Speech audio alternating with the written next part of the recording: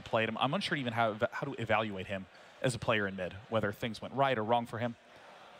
He never loses mid. Yeah, he's pretty good in the 1v1. Yeah. But Tomoman had a pretty good game overall. It's just there wasn't any follow-up from his teammates.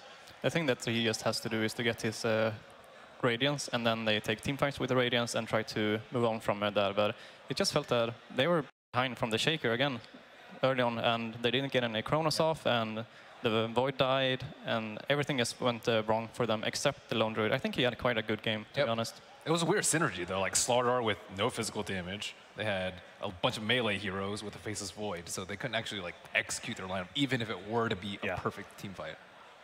Well, at this point in time, we now know the very first player advancing to the winners semi-finals. And we'll have EG versus Newbie. They are currently now getting set up in the booths. And I wanted to ask, we've been talking a lot about how Team Liquid was one of the all-star teams that we sort of expected to be maybe even a winner of this event, and now they're in lower brackets. And there's been a number of teams that have also been showcasing and performing far higher than we expected. Who, in your eyes, are some of the big dark horse teams at this event? I think if you look at all of the teams, they're super good. You look at the teams that are in the lower bracket, and you can feel some of them should be in the upper bracket. But then you look at the teams in the upper bracket, and it's like, there's no team here that shouldn't be here. So I don't really know if there's any dark horses for me. That was the biggest upset of the day for me, I think. All the other ones make a little more sense, either team really winning. I thought Liquid was one of the best teams here. For sure. It's really remarkable to see the skill level of all the teams at this tournament and competition. And of course, dark horses do have a long history in the international, as we've seen, no matter how well you do in group stages, it can always turn out that you get sent to lowers in round one. Let's take a look at some of the history of the unexpected teams at TI.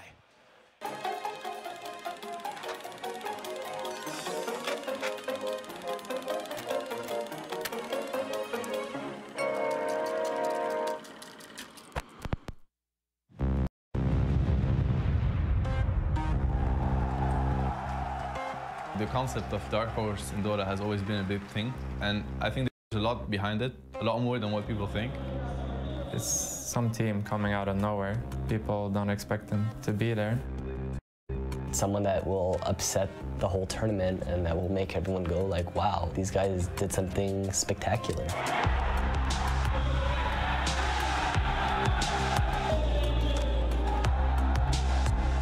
For the team that's going as the Dark Horse, it's an advantage, for sure. The thing is, nobody's looking at you, even though you're the one that has a really good idea how to beat this tournament. They just enjoy game after game, whereas other teams, they're like thinking about all the pressure or all what's at stake. 就是如果被大家都看好的情况下，其实压力是挺大的。如果有一场表现不好，或者说最后的成绩不好，就是整个心态不一样嘛，会比较容易崩溃吧，我觉得。 Maybe OG felt the pressure. That's why we lost against TNC. We had played TNC before, many times, and there was no doubt in our mind and in their minds also that we were the better team. But they have this fire going for them.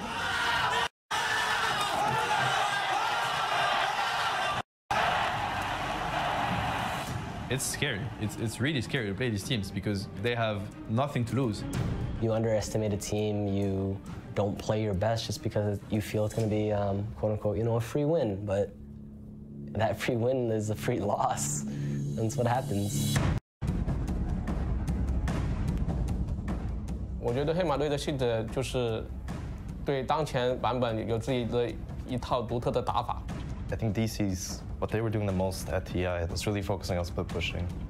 I could count 5 teams or even 10 teams that would be ahead of DC, but they go to the grand finals.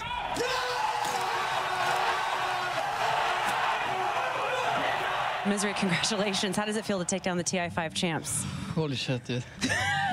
That was a crazy-ass game. I always learn a lot watching these Dark Horses. Usually people just go to them and like, how did you make that happen? How were you able to do that up against them? And they always answer like, we don't know, and then they say something, but they actually know. So, yeah, I don't know. And what they say right after the we don't know is usually the key to the success they just had. We kind of pulled some tricks in the draft that made them believe that a core hero was a core, when in fact it was a support all along. AC went on like one of those crazy OG loser bracket win streaks. Once a team gets in the booth and they get used to the feeling of winning, it's kind of hard to stop them. These kind of teams, they have a flow going on. It's something very unique, and they just roll throughout the tournament. 像 CDC 这支队伍的话，我觉得它是历届所有就是 TI 系列赛中，我觉得是最大的一匹黑马，因为他们是从外卡赛杀进来的一支亚军队伍，并且这支队伍的5个人全是第一次打 TI。They struggled in the wild cards. They did. They almost didn't make it. We did play them even 1 month before TI, and we just beat the crap out of them. And then 1 month later, they go to the international and they beat the crap out of everyone else. What a winter's curse from Q demolishes 2 more. I don't know how, but they did. CDEC again and again with the upsets. It just caught every team off guard. And I think that's just like a perfect definition of what a dark horse is. I think every year there's been an underdog that has impressed me.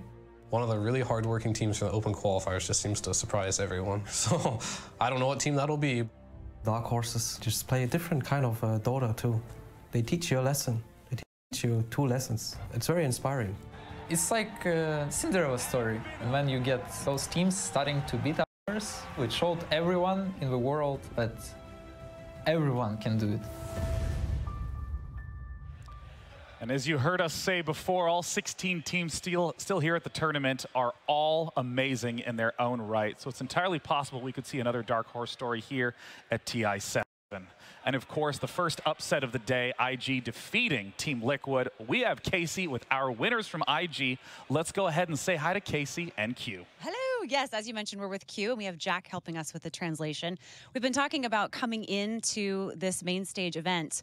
Liquid placed first in their group for group stage. You came in 4th in your group for group stage. They picked you to go up against. You came out with a decisive game 1 and then just took the series. What was your approach? 就是谈起这次主舞台的比赛，上半场当然是液体在小组赛是拿第1名，然后他们最终是选择与你们当对手，然后你们第1场之后第2场失利了，然后最后是把他们给打败了所以想问一下你们进入这场比赛的策略和整体的战术和计划是什么？计划就是看他们之前打过的一些比赛。然后分析一下他们所用的英雄和阵容，然后结合自己队伍的那种战术和那种使用的英雄，然后具体的去制定一些策略什么的。然后太细的也不太好说，因为之后还是有比赛的嘛。Our plan was obviously to take a look at the strategies and plans that they'd used before, and then based on that, we devise our own heroes and lineups. And obviously, I can't share too many details with you because we still have matches to play going forward. But yeah, basically, we studied them very thoroughly, and we crafted our own plan and used that to take this one. Fair enough. So decisive games for games 1 and 3. What happened in game 2, and what did you say to your team when you went backstage before entering in game 3 to change things around? 那么当然，第1场和第3场你们是发挥特别亮眼，也获胜了。第2场比赛你们算是失利了。那么第2场比赛之后，第3场之前，你是如何鼓舞你的队伍，或者跟他们说，队员要做一些什么样的调整？就是其实就打第1场之前都说了，就是一个胜组的比赛，就算输了的话。就还有败这种嘛，就是意思有2条命，大家都放松的打，就是每一盘过后都是新的一盘，我们都是这样说的，无论是第1盘赢了或者第2盘输了，所以我们心态都就是很放松。I reminded them before the first match that no matter what happens, this is the upper bracket, so we have 2 lives. Just relax and play loose. Don't put the pressure on yourself. No matter what happens, whether win or lose, first or second game, we have more opportunities. So just stay relaxed no matter what, and we managed to keep that going forward. Next up, you're going to be facing either EG or Newbie. You were captain of CDEC back in TI5 when you faced EG in the grand finals. I want to know what your thoughts are about the chance to face EG once again, and I don't know if it's a little bit of revenge or how you might be approaching that. 那么当然，下一轮对手有可能是 EG， 有可能是 Newbie。要是 EG 的话，当然是你当年 TI5 的队长做队长时 CDEC 总决赛的对手。那么要是下一场。要是面对 EG 的话，你们会觉得是有一个报仇的机会吗？从队伍上面来看，就是每个对手都是一样的嘛。但是从我个人来看的话，我就是觉得会有这么一点心态在里面吧。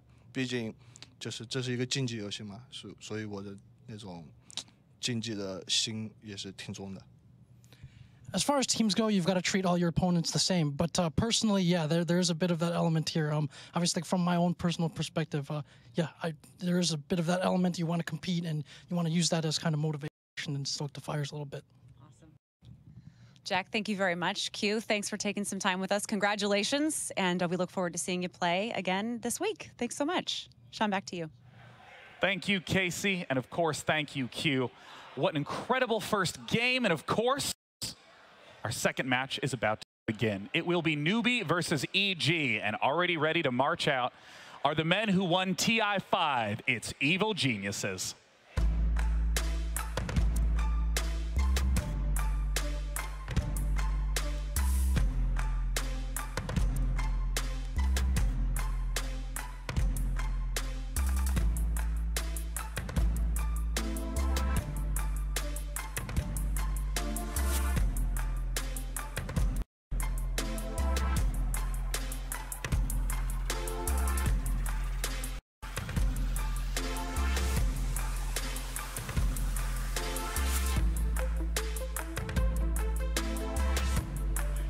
Zai is adorable, Merlini, but who's going to be the key players to look for in Evil Genius's lineup?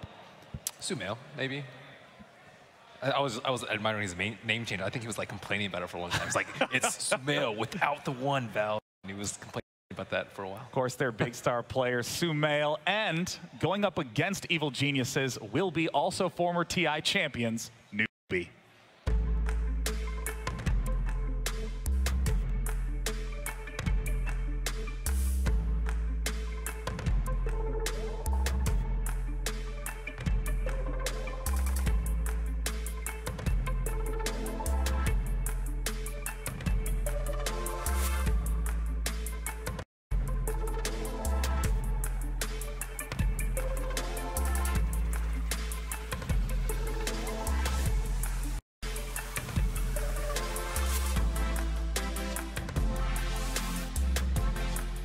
Now, Newbie was famous for their unbelievably swift win when they were able to pull off the victory in the early TI days. And I want to ask, what is Newbie's style like now? I think they're one of the most different of the Chinese teams. I think they actually play a little bit more of a Western style with a heavy focus on their mid player, SCC. They really build around him and enable him to have the best game he can have. Yeah, I mean, when I was first getting into Dota, there's names like Sumail and Miracle, and SCCC are these mid laners who are just absolutely dominant, who seem to get this insane amount of gold advantage early on. And I'm curious, how do you wind up building around that kind of player? Well, I think you actually have a player that can take him one-on-one. I think it was very evident in TI5. There was no one in the mid lane from the Chinese team that could stand with them. Shiki got destroyed every single matchup, and the only one that was there was Maybe. And now you actually have a second player, SCCC, who solo kills them a few times, which is pretty much unheard of in that matchup, at least in the most recent memory. Anaka, who are the big players that you're looking for on the Newbie lineup to make big plays in this matchup? For me, I think Kaka is a very good player, and he's also one that I studied a lot when I wanted to play Phoenix. He was very famous for his Phoenix when it was out. So I really hope that they're going to bring out the Phoenix, even though I don't think they're going to do it. But I'm curious if you can bring a little insight into when you're studying a player and trying to research and pick up moves. What are some of the things you identified as part of his gameplay? Well, first of all, you want to find a player that's playing a hero when they're like winning the games a lot. So you know that he's a good player, right? That is a good quality to have in a hero selection. You don't want to choose the guy who's 0-15 with Phoenix. It's like, yeah, he's pretty good, right?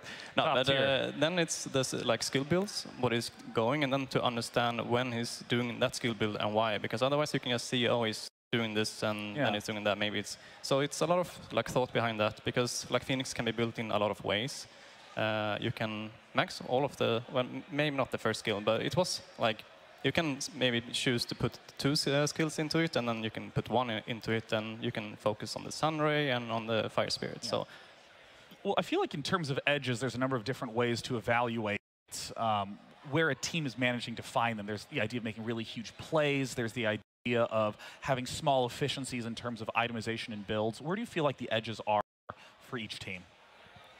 Wow, I'm not quite sure. Maybe someone will help me out with that question. It's all you. No one helping. You're on your own now, I guess Peter. I just didn't understand what your question was. You rephrase it a little better for me? What I mean is that, like, where are each of these teams going to be able to find their biggest strengths? Is it going to be in terms of just big playmaking? Is it this sort of, like, you know, clever itemization and building that Ake has been referring to? I don't know. EG's been playing like a pretty fluid drafting style where they oftentimes slot support heroes and they turn them into cores, or they turn the cores into supports at the end. So I think if Newbie has a good grasp of how EG is drafting, they might be able to keep up in terms of strategy. Yeah. I know Newbie has been doing, they're like one of the teams that I compare to EG, so they've been doing similar things as well. So it'll be an interesting clash between how they set up their lanes. What EG has been doing that I haven't seen so many other teams do is that they go for heavy push lineups. They have their Prophet on the off lane, they have the Visage carry, and they had like in some of the games as well, like a lot of summons and just push the towers early. And it's something that have been working for them as well, but not other teams use it so much. It's been really remarkable to see how fast they are at killing, especially tier 1 towers, where there will be a little bit of rotation from the enemy team, and suddenly, boom, there's 4 EG heroes all right there, all in perfect coordination, take the tower down. It feels like teams don't even have the opportunity to react. I do feel like EG has how they want to play figured out, which I think is really, really important before you come to a major tournament like this, especially being in the winner's bracket. You just kind of want to stick with what got you there. And I think they're in a great position to do that. Now, EG in the group stages did get 3rd at 11-5. But Newbie got 2nd with the same record of 11-5. The only person able to best Newbie in Group B was the outstanding LFY with their 14-2 record. And I'm wondering if there's any standout moments from you in that group stage phase for Newbie. For Newbie? Yeah. Let's see. I'm trying to remember back maybe a game that I saw of theirs. I can't think of any specifically. Then it's more EG that's stood out for me with the Visage carry. Yeah.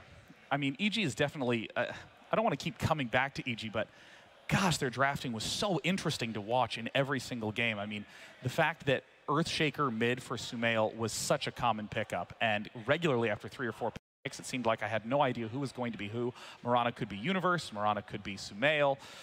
We saw Enchantress run on Zai, we saw Enchantress run on Universe. The Batrider is also very often picked up by EG, like fast, maybe even first pick, and they actually put it on crit some of the times, which is also something we haven't seen many other teams do, to have it on support. They have support Naga, they've had mid Pugna. They like to pick 2 heroes like first that can be like both core and support, and that's very important, I think, for a team to be successful. And do you think this is true for just specifically EG, or do you think this is sort of true across the entire pattern that we're seeing at TI? I think more and more teams are doing it, but I think EG did it the most, I would say, in the first. I think they had it figured out before they came here, and then a lot of other teams are learning and adapting to what EG is doing. Do you feel like that's risky? I mean, Aki, you've been at a number of TIs. In terms of what you're preparing for going into the tournament versus what you're seeing evolve and bake out of the meta there, how do you weigh which one against each other? Because you don't want to give up what you've already planned for. Usually you like really don't want to copy other teams because they probably know it better than you do. So the best plan would probably be to keep on doing what you've been doing, but maybe adjust it a bit according to what the other I think the best thing you can do is really analyze an opposing team and learn why they do what they do. And then, you know, say like, oh, EG's doing this because they're, you know, it's allowing them to win games through X and Y ways. And then say, how are we going to combat that style of play in order to win ourselves? Yeah, I mean, what are some examples of that that maybe you've experienced in your competitive history where you're looking at a team, you're seeing a pattern, and you don't upend your strategy, but you shift it slightly? That's a tough question. I think that EG is oftentimes, you know, very much sticking to a formula for their drafts. And when they step outside that comfort zone, I think that's where they've struggled throughout the group stage. Having 2 initiators, having Universe and Zai both playing heroes that, you know, go blink and have stuns and disables, I think has gone really well for them. And when they don't have that, they've been able to put Universe on like a Mirana or a Furion, which allows like that right-click DPS damage, and then Sumail will play a Puck or an Earthshaker mid to make up for that lack of control that they lose. We've seen both of these teams very interested in picking up Lycan regularly. In terms of this draft, obviously only one team can manage to snatch that pick. Is this going to be a sort of critical key pick for one team to grab early? I think it's higher priority for EG. I think that's a hero that RTZ really, really likes right now, and it's a hero he's Hit 10K always with it. He's always been good at it. It's been one of his best heroes over the years. And when your best heroes are popular in the current meta, that's what feels good. Yeah, feels really nice. That's how you know you're doing good. I think a hero that's more priority is Puck, because I think both teams play Puck, and both teams have multiple heroes that play Puck. I think like 4 or 5 of the heroes, or 4 or 5 of the players out of 10 play Puck. You usually don't actually see that. Usually Puck's just straight banned. Yeah, Puck was banned in the BO3 all 3 games, and I would expect maybe similar things here. I think Nyx will probably see a little bit more priority. Yeah, I'm really curious, because we've been talking about teams and their personalities and heroes that are fitting the specific players, but in terms of just the heroes, Nyx Assassin obviously has been a huge pick and a huge ban throughout here. We haven't even seen him yet today. How does that factor into this sort of matchup?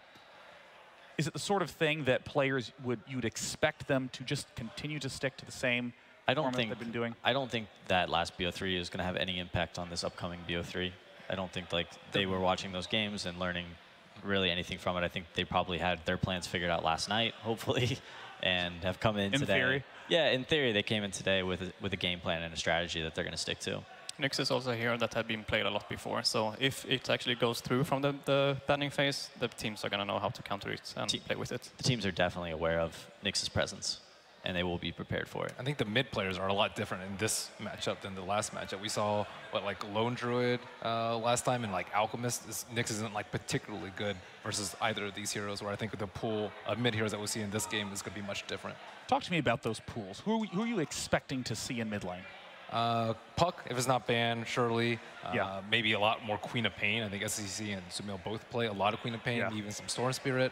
Just these more flashy heroes that take a lot more farm, and the team doesn't revolve around them much. Like Alchemist is like the hero all 9 heroes in the game are focusing on. It's a total gravity well. Everything gets bent around the fact that there's an Alchemist in the game.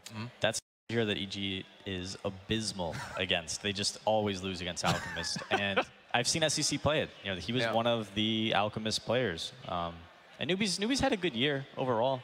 They've been consistent. I'm a big fan of KPII in the off lane. I know he's got like this great personality, and he's just a real dedicated winner. And Newbie had kind of a disappointing TI last year, at least in terms of what they were expecting of themselves. And KPI decided to stick it out for a whole another year, and here he is again in the winner bracket. Yeah, how much does just turmoil throughout the year come into impact when you're here? Is it just like you're totally dialed in and just happy to be part of it, or is it that big feeling of you have to prove yourself and there's too much pressure? I think people are really committed to this tournament, and they don't really think about what's after. You think about what's right now, and once you're eliminated, that's when you kind of start figuring out what's happening for next year. And as we've spoken before, that it doesn't really matter what you've done before. It doesn't matter if you won TI the last year or 2 years ago. You want to win again. If you won TI, you want to be the first one who wins TI twice. If you won majors, you still want to win TI. So yeah. Now, I just got a brief update. There is going to be a quick repair on one of the headphones. And I just got a second update. It's fixed. Look at that. How's that for efficiency? The game 1 will be starting in about 20 seconds time, and I'm unbelievably excited for this match because Newbie and EG are 2 names in Dota that have stood the test of time. Every single event, they keep showing up again and again, and it's time to see who will come out on top.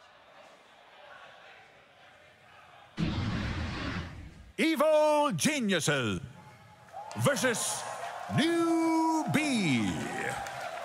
Game 1. I'm so happy we don't have to talk about the possibilities of what's going to happen in the draft. We just get to look at the draft. It's the best part. That is the best part. It's probably my favorite part. Yeah, it's really great. It's like, it's like watching the new episode of your favorite TV show. Some people aren't a fan of drafts, but I like it. I get to analyze teams and try and figure out what they're thinking. Look at this. First pick right out the gate. It's Mirana. Watch out for that Universe Void coming right around the corner. These bans are a bit different from the last game, for sure. Early Sand King. We have Puck Shaker bans from Newbie, and then Nyx Lich from EG. Wisp still in the pool. A hero EG loves, and they also don't really mind playing against too much. They've let it through with the first pick a couple times this tournament.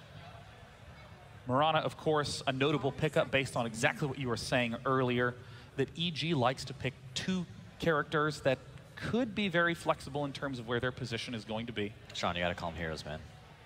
You're giving me a panic attack when you call them characters. So sorry. Might as well just call them champions at this point. I've actually never played this game, PPD. Well, they're heroes, so now you know. Naga Siren. Naga Siren, the anti-team fight hero. Which fits perfectly against the Sanking and Disruptor. Nice sleep into Arrow. Players are very talented. They can definitely land that combination 100% of the time, I'd say. Has there been very much carry Naga at group stages? Nope. I think Envy one game. Yeah, but that's a C9 thing. Yeah. No one else thinks that's good. So Sand King and Disruptor. Sand King, a very reliable pick. Disruptor, big playmaker. Do you think Naga Siren is still good even when there's not Faceless Void picked? I think most of the time I saw it was versus Void. It was, yeah, I've seen it a lot versus Void, and I've seen EG comboed a couple times with Disruptor as well, which was, you know, not taken from them, so they can't do that combination. But the Sleep Arrow is still pretty strong. Sleep Black Hole? Sleep Black Hole also strong. In the last games, when Sai played it, he usually just waited for the opponent to use some heavy ultimates and then sleep and reset the fight and then arrow and then take the fight. Definitely. In terms of the bans, we see Newbie getting rid of Pugna, and if any of you caught day one of group stages, Pugna was an extremely popular and very powerful hero in almost all the games he was played. Naga and Pugna in combination is actually a pretty strong combo. Pugna will allow your team to group up and push towers, and if the enemy team tries to initiate on you and start the fight while you're chipping away, Naga can save Pugna and just sleep. Newbie bans Lycan. Big pick for Arteezy, and of course, a very common pick on the Newbie side. And no Alk. Yeah, they're worried about the push. Alchemist definitely banned. Smart thinking on EG's part. Yeah, you said they really struggled a lot against Alchemist. They just, whatever, that hero is just their Achilles heel. The hero's fallen in and out of favor by most teams, and they've just always consistently lost to it. So, ban it. It's a good decision. So, of course, looking at the Newbie lineup, Disruptor, I mean, some of the key combinations that we've seen, the Disruptor Earthshaker combo has been very common at this tournament, but not a possibility anymore. Lots of disable, lots of team fight. It's very hard to split push and run away from a Disruptor.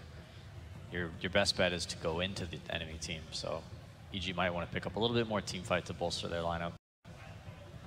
And in terms of that team fight, are you thinking someone like a Faceless Void? Void's okay. I would really like somebody that can build a BKB from their side. Venomancer. Venomancer. Okay. Awesome. I have no clue how to think of Venomancer in a lineup. Okay, hit me with it. Well, he can be both support and he can be on the lane. He can be mid and safe lane. Visage, right? For Arteezy here? They could. I think Venomancer is usually safe lane now because he can bully out an offlaner very, very easily. So they might go for that. Summons. Summons have been Venomancer's bane. So Furion, Broodmother, Visage. Those are my favorite three right now. What do you think, Ben? All sounds pretty good. Think about if Naga Siren is going to just be like a medic this game. I think like a Scepter pipe. I don't know. I haven't seen the Scepter too much, but I think it could be pretty good versus lineup. You know, Merlini, we talked a little bit about, you know, Mirana having a lot of possibilities and how she can be played. How do you think she'll wind up fitting into the EG lineup? Likely core. I don't know. They don't really have any setup for her right now. I think so too, that it's a core, and especially now when they pick Kunkka. But, I mean, they could still go Naga, carry, right, Peter? They could. I would be... Your favorite. I'd be very disappointed. Probably not. Sai has been playing the Naga before, so... You don't want to see hour-long games? I just want to see EG win, you know. I'm very biased caster up here. Trying to, you know, my best interest. No problem. Got no shame. Wear it proudly. All's well. Bleed blue. We got a lot of EG fans here today, I think. I can hear them from out here. All right. Impressive stuff in there, guys. Well, hey, now it's my turn to pander. Any Newbie fans in the audience? Less. Good job. Good job. China shows up for this tournament. Ooh, Abaddon is mostly against Mirana, I think, to remove the arrow. Now, was this one of the heroes that had not been yet picked? I believe so, actually. Yeah, I believe it was... Oh, no, he had been picked. It was Bane, Spectre, Tiny, and Wraith King. Abaddon, though, one of the most unpicked heroes in all of TI. Abaddon's one of my favorite heroes. I like seeing him get played. And it really fits the lineup. They have the Kunkka as well for X-Torrent into arrow, so they have a lot of arrow setups. So Abaddon really fits newbie. There's the Furion, so that's Universe Furion, Sumail Marana, probably Zai Naga, Crit Kunkka, last pick Arteezy Hero. Getting some summons for that Venomancer that we talked about. I like that a lot. Could be the Visage then, because they ban on Drow. Yeah, Drow banned. They could still do the Visage. I'm still a fan. So in terms of looking at the lineups right now, how would you evaluate newbie as a team? Lots of team fight and a pretty decent amount of catch with Sand King and Disruptor. Fairly weak anti-push, and they need some ramp-up time too. Yeah, definitely want to get some ultimates. They're a bit weak to BKBs, but EG's cores aren't. They're not very, yeah. And now the final pick for Evil Geniuses is Timbersaw. Ooh. Looks like a good OD game. I like OD here. Now, versus Summons, which he's weak versus. This is what I'm talking about, where I look at this lineup and it just takes me a minute to figure out who the hell is playing who. I think, well, we'll see what newbie decides to go mid. That'll definitely decide who takes the Timbersaw. It's going to be Sumail and Arteezy on the Timbersaw and Marana. And if newbie picks a melee hero for mid, then I imagine Sumail will take that Timbersaw to the mid lane. So, Aka, again, I'd want to ask the same question. How do you evaluate Evil Geniuses' team lineup as a whole? What are their strengths? I think with the Prophet, they want to take towers early, and I think Timbersaw can work with that as well, because he's very strong earlier with his reactive armor. But they don't have as much push as they've had the other games when I watched them play with the Prophet, so we're going to see how that works out. They usually have, as people say, like Visage or some other hero as well. Outworld Devour. The dream OD game. I like that OD. Yeah. It's Sumail's Marana and Arteezy on Timbersaw. There it is. Yep. Ranged hero mid. Wow, what an interesting lineup for this very first game between EG and newbie. Casters, take it away. Thank you very much, Day 9. And indeed, Evil Geniuses versus newbie here on day 1 of TI7. We couldn't have asked for anything more, could we, Fog? This is going to be incredible. I'm super excited. I was hoping that we'd get some like EG newbie type of matchup in these type of upper bracket, because these two teams actually match up super well versus each other. Very similar kind of play styles. We'll see how it plays out coming in. And the picks as well, as the panel said, something a little different. Arteezy on the Timbersaw, but what seems to be a very strong finisher from newbie. They seem to love it. Do you like this as well? S-Triple-C getting the OD. I love the OD pick here. It's super good to disrupt the combos, very good for the pure damage versus Timbersaw as well, and one of his most comfortable heroes. So definitely looking strong for S-Triple-C, which we've been saying on the panel. He is the one to focus on for the newbie team. I mean, as Ben was saying, you know, at the start of that section, coming into this, it's hard for teams to have a mid that's going to be able to stand toe-to-toe with Sumail. But S-Triple-C on the OD. Sumail, of course, on the Marana, as Peter kind of talked about, maybe EG shuffling things around just to try and get the favorable matchups. Is this a lane there where Sumail can still, you know, kind of flaunt himself and get the edge against S-Triple-C? Yeah, he should be able to do fine. And I'm assuming that we're going to have like Zai chilling around the mid area too, so he's going to put the extra pressure around. So I think Sumail will be just fine in that matchup. It's probably slightly OD favored, but Marana has the scaling factor where you get like the double Wraith, and you know, your attack animation isn't the greatest, but you can at least do that when you have a secondary Naga there. All right, here we go, ladies and gentlemen, getting ourselves into game 1 of this best of 3 series in the upper bracket. And my, oh my, what a game this has the potential to set up to be as we go through the lineup of newbie. Faith, of course, supporting up on the Disruptor. And Arteezy building Pipe of Insight, taking a page out of Eternal Envy's book there, S-Triple-C. On mid, Mugi, the carry Venomancer. Something that Evil Geniuses himself, of course, will know quite well. You know, we've seen in the past, back at Epicenter, pretty much every game Arteezy played. Yeah, Venomancer. I talked to Jack so he's going to know how to deal with it. Yeah, I talked to Jack a little bit before this game actually happened, and he was letting me know. He's like, yeah, newbie, of course, they highly respect EG, but not only that, they've looked at them in the past, and they've actually taken a couple strategies, a couple heroes from them, and tried them out. So this shows it right away with this kind of draft. So the OD is really cool here, not just for, of course, like the save mechanic as we were talking about with the Astral, but the Essence Aura can put a big factor in with the Abaddon push with the Venomancer. You're going to have like that infinite mana sustain kind of going on. We have an early smoke coming out, it looks like newbie. They're trying to get deep and aggressive onto that first bounty rune. So they can get this as, at the moment, obviously, up in EG's own jungle, only Arteezy all by his lonesome, so newbie definitely have the chance to catch him if he does come too close to this top bounty. We've got a double. Yeah, both teams actually smoked up and went for the opposing bounty rune. So we've some dodging action, it looks like, happening. Yeah, EG having the chance of getting this connection, in fact, onto the Abaddon.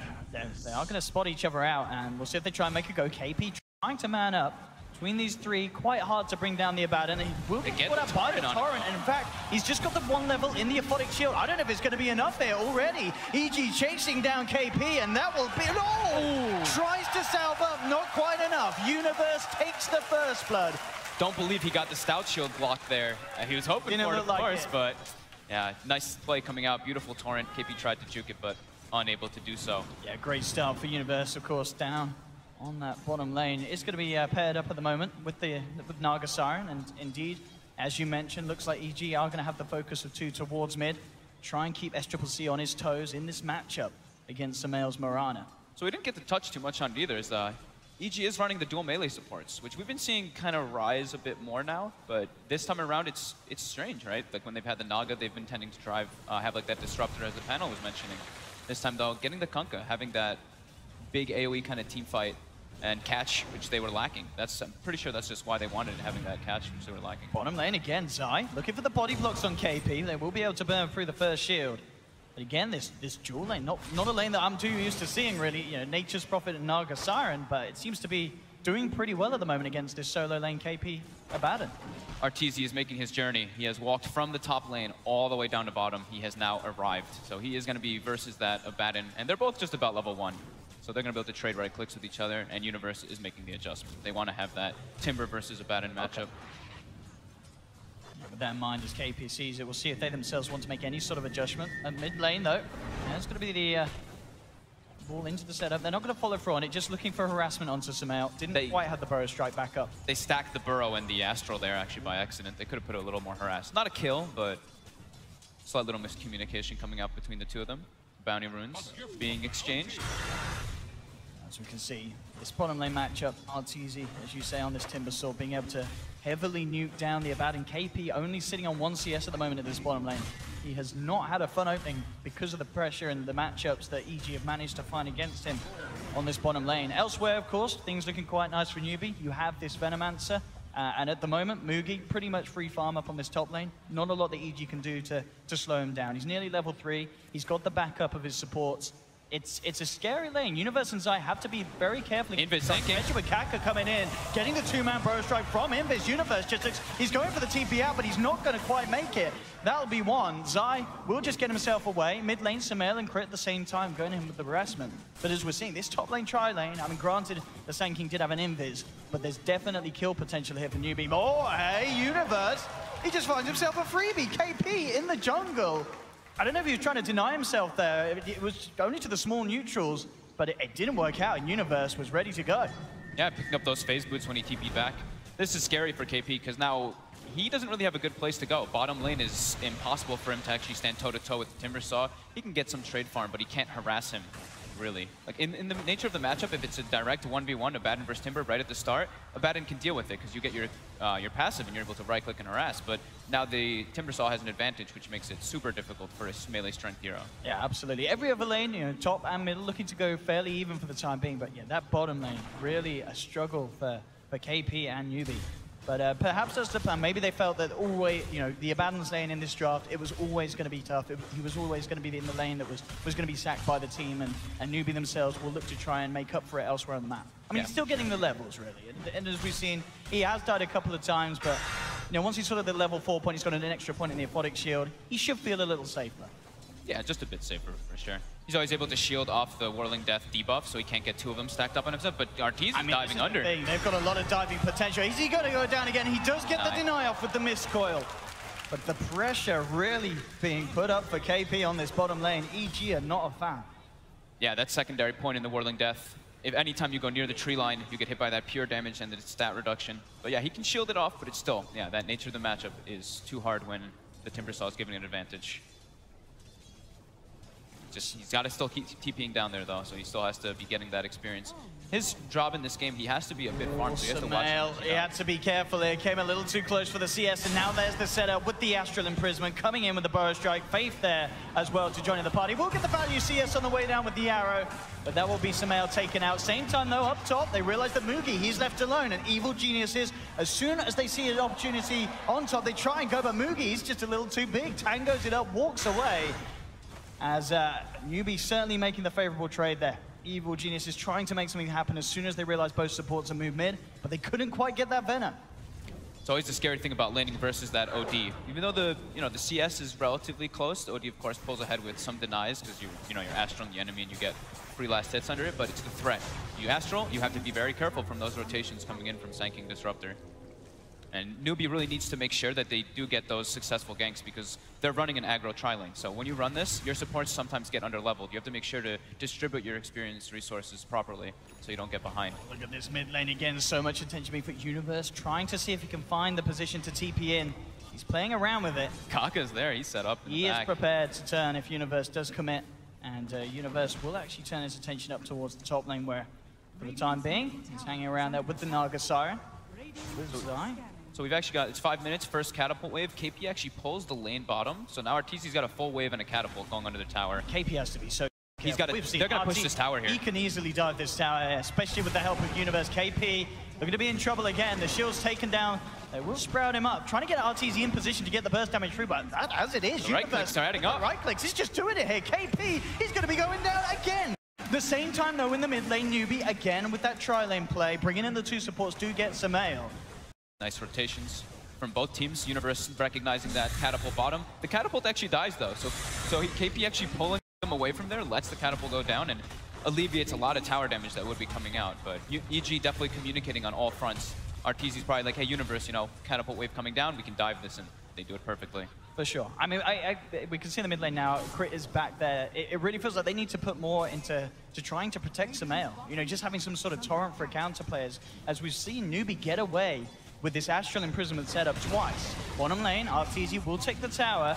KP and Kaka in the neighborhood, but of course Arteezy not feeling too scared at all now. He's level 6, he can pick up the arcane boots from the side shop, and he is top of the net worth. Nice little surge of gold for their team. Top lane Mugi's been contesting this tri/quad stack that it was for a while with his Plague Wards. Actually claimed him in the majority of it, so a bit of a win coming there from him. Zai, though, now contesting it as well. And, I mean, Zai's doing incredibly well on the levels. Almost arcane boots, almost level 6 on Naga. Going to be very relevant in the next upcoming fights with that sleep for the setup. One lane, KP, I mean, he's back here trying to get what he can against Arteezy, but he has to be so careful at this point where he's still yet to hit 6 himself. Nobody wants to use this catapult top. They smoke up. They're trying to put the pressure on Universe and that safe lane tower. They should be able to with their timing as well, but EG seems to know something's up. They're making the rotation with Zai and with Crit. You have the 2 points in Glimpse on Faith, so have very good catch potential. Depends how deep they want to go. Indeed, in fact, he's trapped. Oh no! He's just going to set up for the kill there with the illusion block, trapping the Disruptor in. They'll see if they can play around for more. Torrent will connect onto Kaka. Oh, we saw just there the support Naga with the block, the Riptide and the illusions, just absolutely shred to pieces that Disruptor. They really wanted to go for that dive. They really wanted to get that tower. Match that aggression from EG toward bottom. So 2,000 gold lead right now going for EG, making slightly the better move so far. And they're actually the ones who are able to pressure towers a little bit better with that Nature's Prophet. Universe showing up to all those threats. With the drum now finished up, phase drum, 8 minutes. Pretty darn good. Yeah, very good timing there for Universe. Same as well, sort of the build's going to be this game from Mugi. Looks like he's eyeing up the, okay, treads into the 4 stuff. Just so he has that extra maneuverability, because there is a lot of catch and chase down from EG with the X marks and such, but the same certainly to be said by Newbie. 4 steps are very important in this game, too, Absolutely. Because they already have the combo from EG, to land the arrows. Of course, there's the Abaddon Shield to remove them, but making them further away like that. Arteezy bottom looks like they're making the move for him. He's got to get out of there. SCCC and Faith both looking for him. They will get the glimpse back, but the Timber Chain all the way across. And he goes for the TP out. Arteezy, the 10K madman, gets away. What a cute little play there from the boy. Top lane, Mugi as well. He says I can TP out, but no! Zai's there! And the arrow. The arrow's in. EG, take down Mugi. They have detection, says Crit. Destroy the barracks, then get back. Let's not get ahead of ourselves, Sumail here. There's still tier 1s to take down. But that's impressive there. This is all because of how efficient Zai's being with his movements. He's level 6 pre-10 minutes, so that means without the tome, if he wasn't 6 there, that kill was not happening. Arteezy looking for the hood build next and such.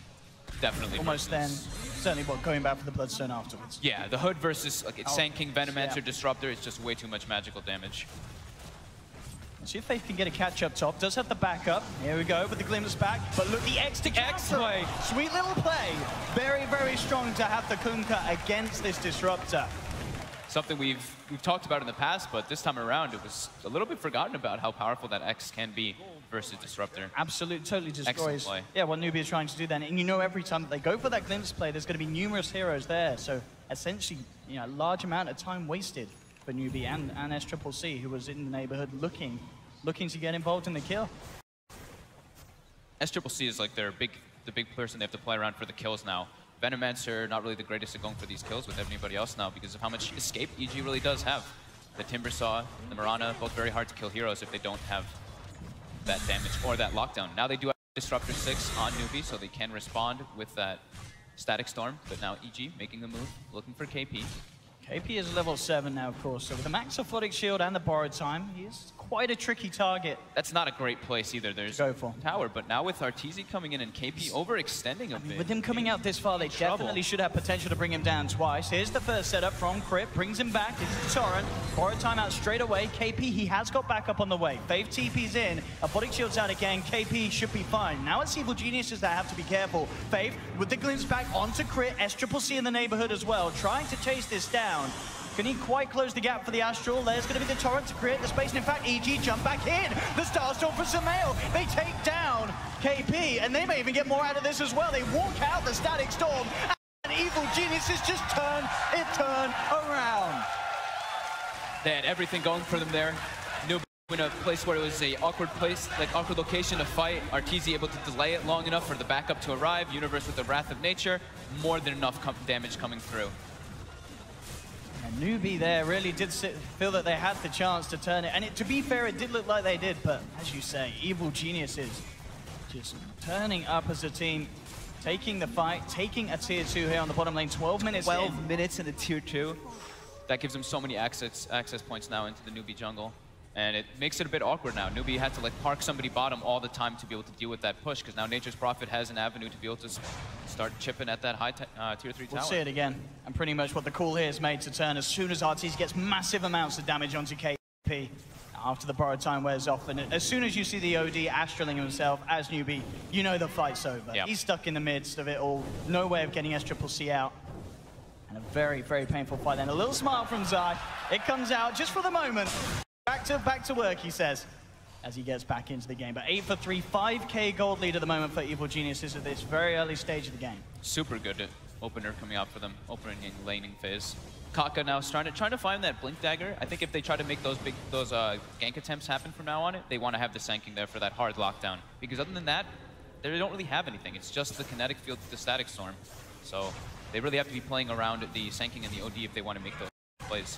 But very difficult when EG just playing a little bit faster, just making the moves happen. And during this, Zai's just been parked up in the top lane for quite a while. Working level on 7, working on mech, almost halfway there. It's going to make their timing for their push very nice. Maybe Arteezy will go for the Bloodstone and then into a pipe so that they can threaten that high ground eventually. Definitely, as you mentioned earlier, the importance of these 4 stars for Newbie. Mugi and SCCC going straight for them. Relatively close to having them as well, and then at least there is that little bit of potential extra save to reposition their teammates.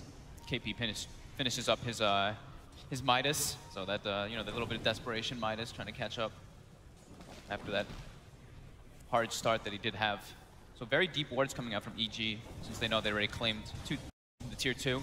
They can now watch a lot of the early movements out of the base coming out from Newbie, so they will actually know. If Newbie does not smoke, they'll know a lot of where those rotations are happening. See who is the next to move. I mean, at the moment, both teams seemingly content with continuing to just farm up, making sure that all lanes are covered. They want to make a move on top. Sumail making the rotation. So I was trying to get a net, but Kaka backs up and gets a little bit safer now. Rotation's coming out, though. Crit draws the line. He wants to get a deep ward so that they can start another deep ward on the left side of the map. Because right now, a lot of EG's vision is all on the right side, so they don't really have a lot of information on that left side. So, and he does put one down.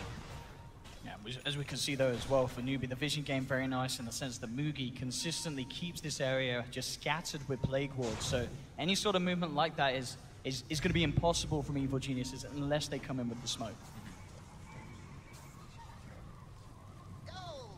EG very content. They're very happy with the way this pace is going. They're just farming.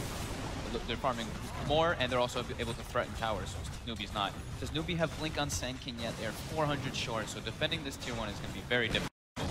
Don't even get the deny there as EG take the tower, looking for the torrent, but in fact, the sleep will mean that the torrent doesn't connect. Nonetheless, they want to go in for more. Here comes the boat straight away. SCCC will get the dodge off with the the static storm. And now the turnaround, 3 a trap. Massive ult from Mugi. Evil Geniuses have to get out somehow. Zai trying to run under the cover of the Moonlight Shadow from Sumail, but it's not enough. Zai is down. They're going to lose both of them. Zai and Sumail falling as Newbie come in perfectly with that turnaround. A great angle for Kaka to come in on the Sand King, hitting that burrow strike, setting up for a perfect combination from Faith. That was, yeah, absolutely perfect. 3-man static storm on the exact heroes that he wanted to get. Newbie now able to actually turn it around a bit. Absolutely. EG with a little bit of miscoordination, but also that quick Astral coming out from SCCC. The boat combo with the sleep is very hard to pull off versus these heroes with those defense mechanics. Yeah, we'll see it again here. I mean, the initial kind of to play with the torrent and the sleep messes up, but obviously EG feel they've got enough skills elsewhere to still go for it. But as you said, this timing, bam, just in time, and Kaka walked through. They did not have eyes on the Sand King. They let him go to work, and then all the ults come out. Epicenter, everything. Everything comes out from Newbie. I mean, I feel EG were lucky to only have lost 2 there. That could have got a lot messier, the way that turned around. Trying to continue their aggression here down onto SCCC, but unable to connect the torrent. He's got his Force Staff out already, so we'll have that save. So SCCC building toward that BKB. It's going to be very helpful toward EG's lineup since they're like 90% magic damage. However, we haven't seen the Miranas build toward that physical damage in the late recent months. Going for like the Manta, the Diffusal Blades, something along those lines, and that's what Sumail does have queued up. Universe going for that Orchid, very good versus both the Abaddon and versus OD. OD, a hero that suffers a lot versus silences. Of course, Abaddon can shield it off if it's on him, so more than likely it'll be on the Abaddon in most of those engagements to not allow him to save people. Look at this, Newbie smoking up, trying to make a play, maybe to catch EG off guard, as EG may not expect this, as they know that Newbie expended the majority of their big ultimates in that last fight. And Zai, indeed, he's wandering dangerously close to them here. We'll see if they can get the catch, and it looks like they should, with Kaka jumping in with the Burrow Strike, Static Storm, to make sure there's no chance of a song or any sort of return play, as Newbie get a clean pick-off indeed. Zai with the B right back. Recognizes. So, yep, Newbie making some very good reactionary plays, working with what they've got on the map so far. They haven't gotten to, they only got to claim 1 tower and almost a secondary one, but playing very defensive, very reactive to EG's movements. Mugi continues to farm up very nicely on the top lane. I mean, we can see at the moment, in terms of the individual hero's net worth, it's only KP that's behind, and granted, as you mentioned, 30 minutes in, getting that Midas, he's going to start to close that gap if this game continues at this pace. So across the board, really, everyone in a very kind of equal position. There's a slight lead for Evil Geniuses, but now only being 2,000, it's really tailed off. It was a lot worse earlier on in the game, but ever since that turnaround mid and that pick-offs like as we saw onto Zai, Newbie recovering their position, and it's looking to be a close one coming out of the end of this early stage. Yeah, EG now being a bit scared because they know that Sand King Blink Dagger is up. The threat of the big team fight is there. That's what the panel was talking about with the draft. Newbie has a very team fight oriented draft. While EG, they do have team fight, but they want to be able to reset and re-engage with that sleep at all times. So now Newbie able to pressure toward that top tower. They're going to get a lot of map control from this, getting the access points into the EG jungle. EG's not spending too much time in there though, but yeah, you see the lines already drawn out from Arteezy. He's like, there's going to be people around here. Zai already making the move up there, sending some illusions to push out the wave. As the mech done now for Zai, so Evil Geniuses definitely have potential to group up and look to take these fights. I wonder what KP's going to buy on the Abaddon. He's banking up gold. Thinking maybe we might see Midas that Radiance, right? I wouldn't be surprised. Yeah. I would not be surprised. He went for the experience, gained talent too, so he went to the Midas, so he's going to surge up and up that net worth and experience, of course. I'm going to see if Evil Genius can get the catch here, but already Newbie aware to the happenings. SCCC is already out. They might get Mugi though. Not going to quite get the initial X, and all that force out will mean he's out of range.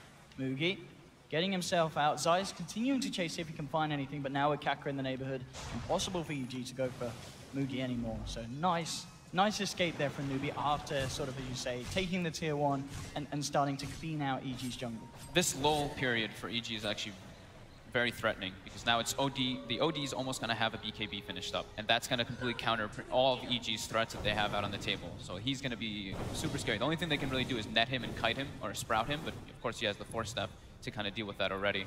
So that's probably what Nubi's waiting for next. To get that BKB online, then they can make a smoke play and get on the aggressive side. Because, I mean, they should be feeling quite comfortable with how much they've gotten, how much time they've gotten, how much of the map has opened up after that mid lane fight.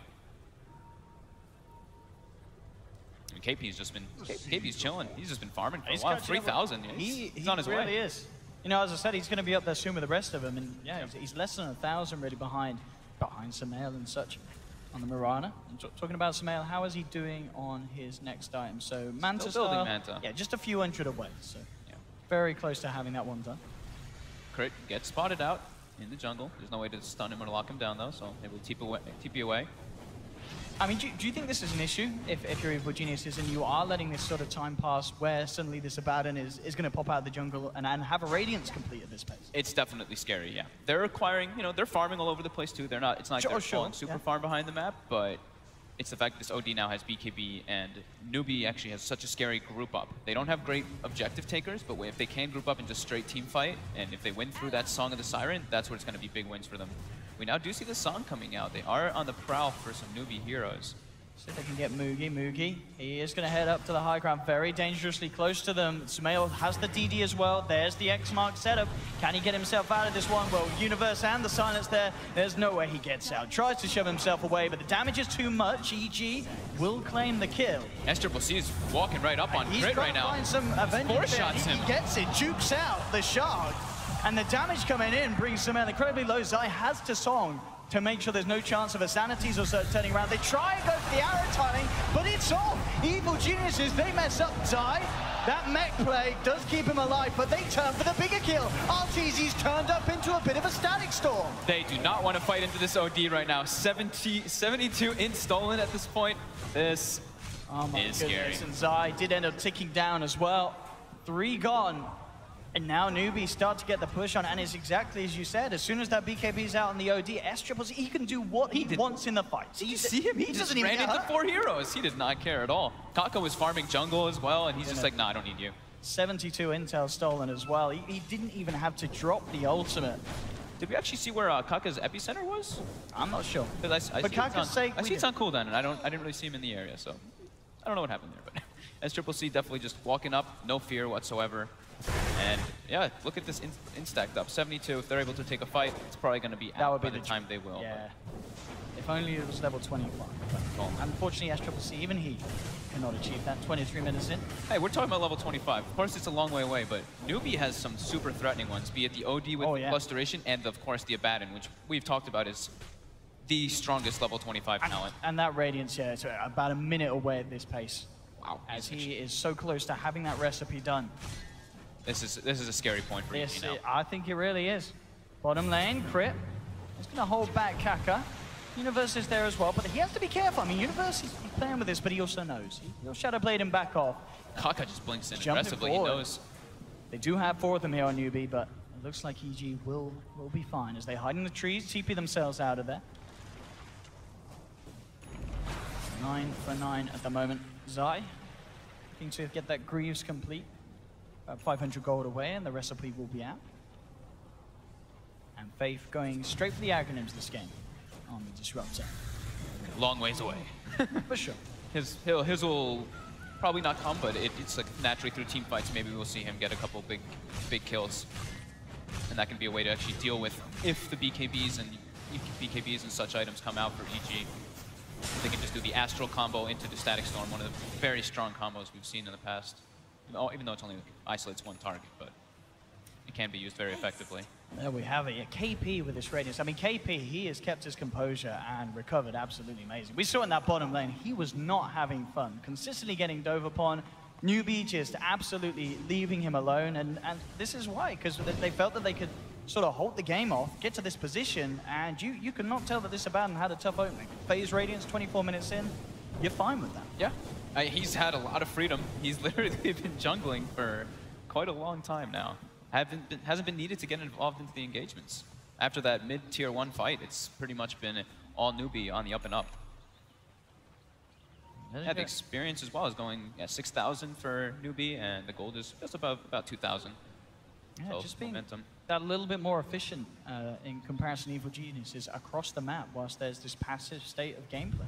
And they're building for late game. They're building for that kind of tri-core scaling, because Mugi built a Maelstrom, and he's going to go for the BKB next. So he definitely wants to still be a damage-dealing force versus the Timbersaw, versus the Mirana, getting this extra, the magic damage that comes through the Maelstrom. I mean, it's great there. It's great against, of course, the Nug's Illusion, the Treants from Nature's Prophet. Yep.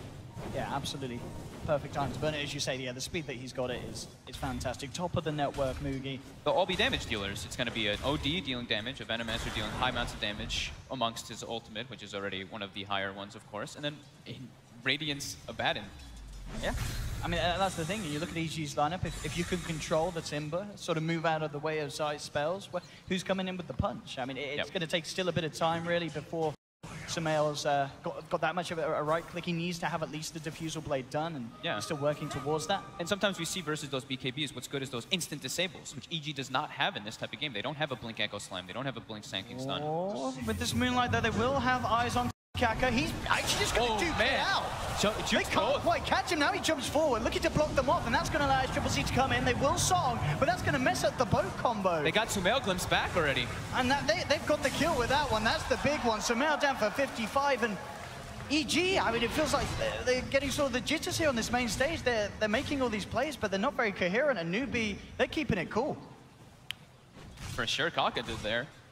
Dodging 2 spells and getting nice burrow strike. It doesn't hit anybody, but survives and they get Sumail. That's all that matters there. And Song's on cooldown now for 100 seconds. Newbie had to expend nothing.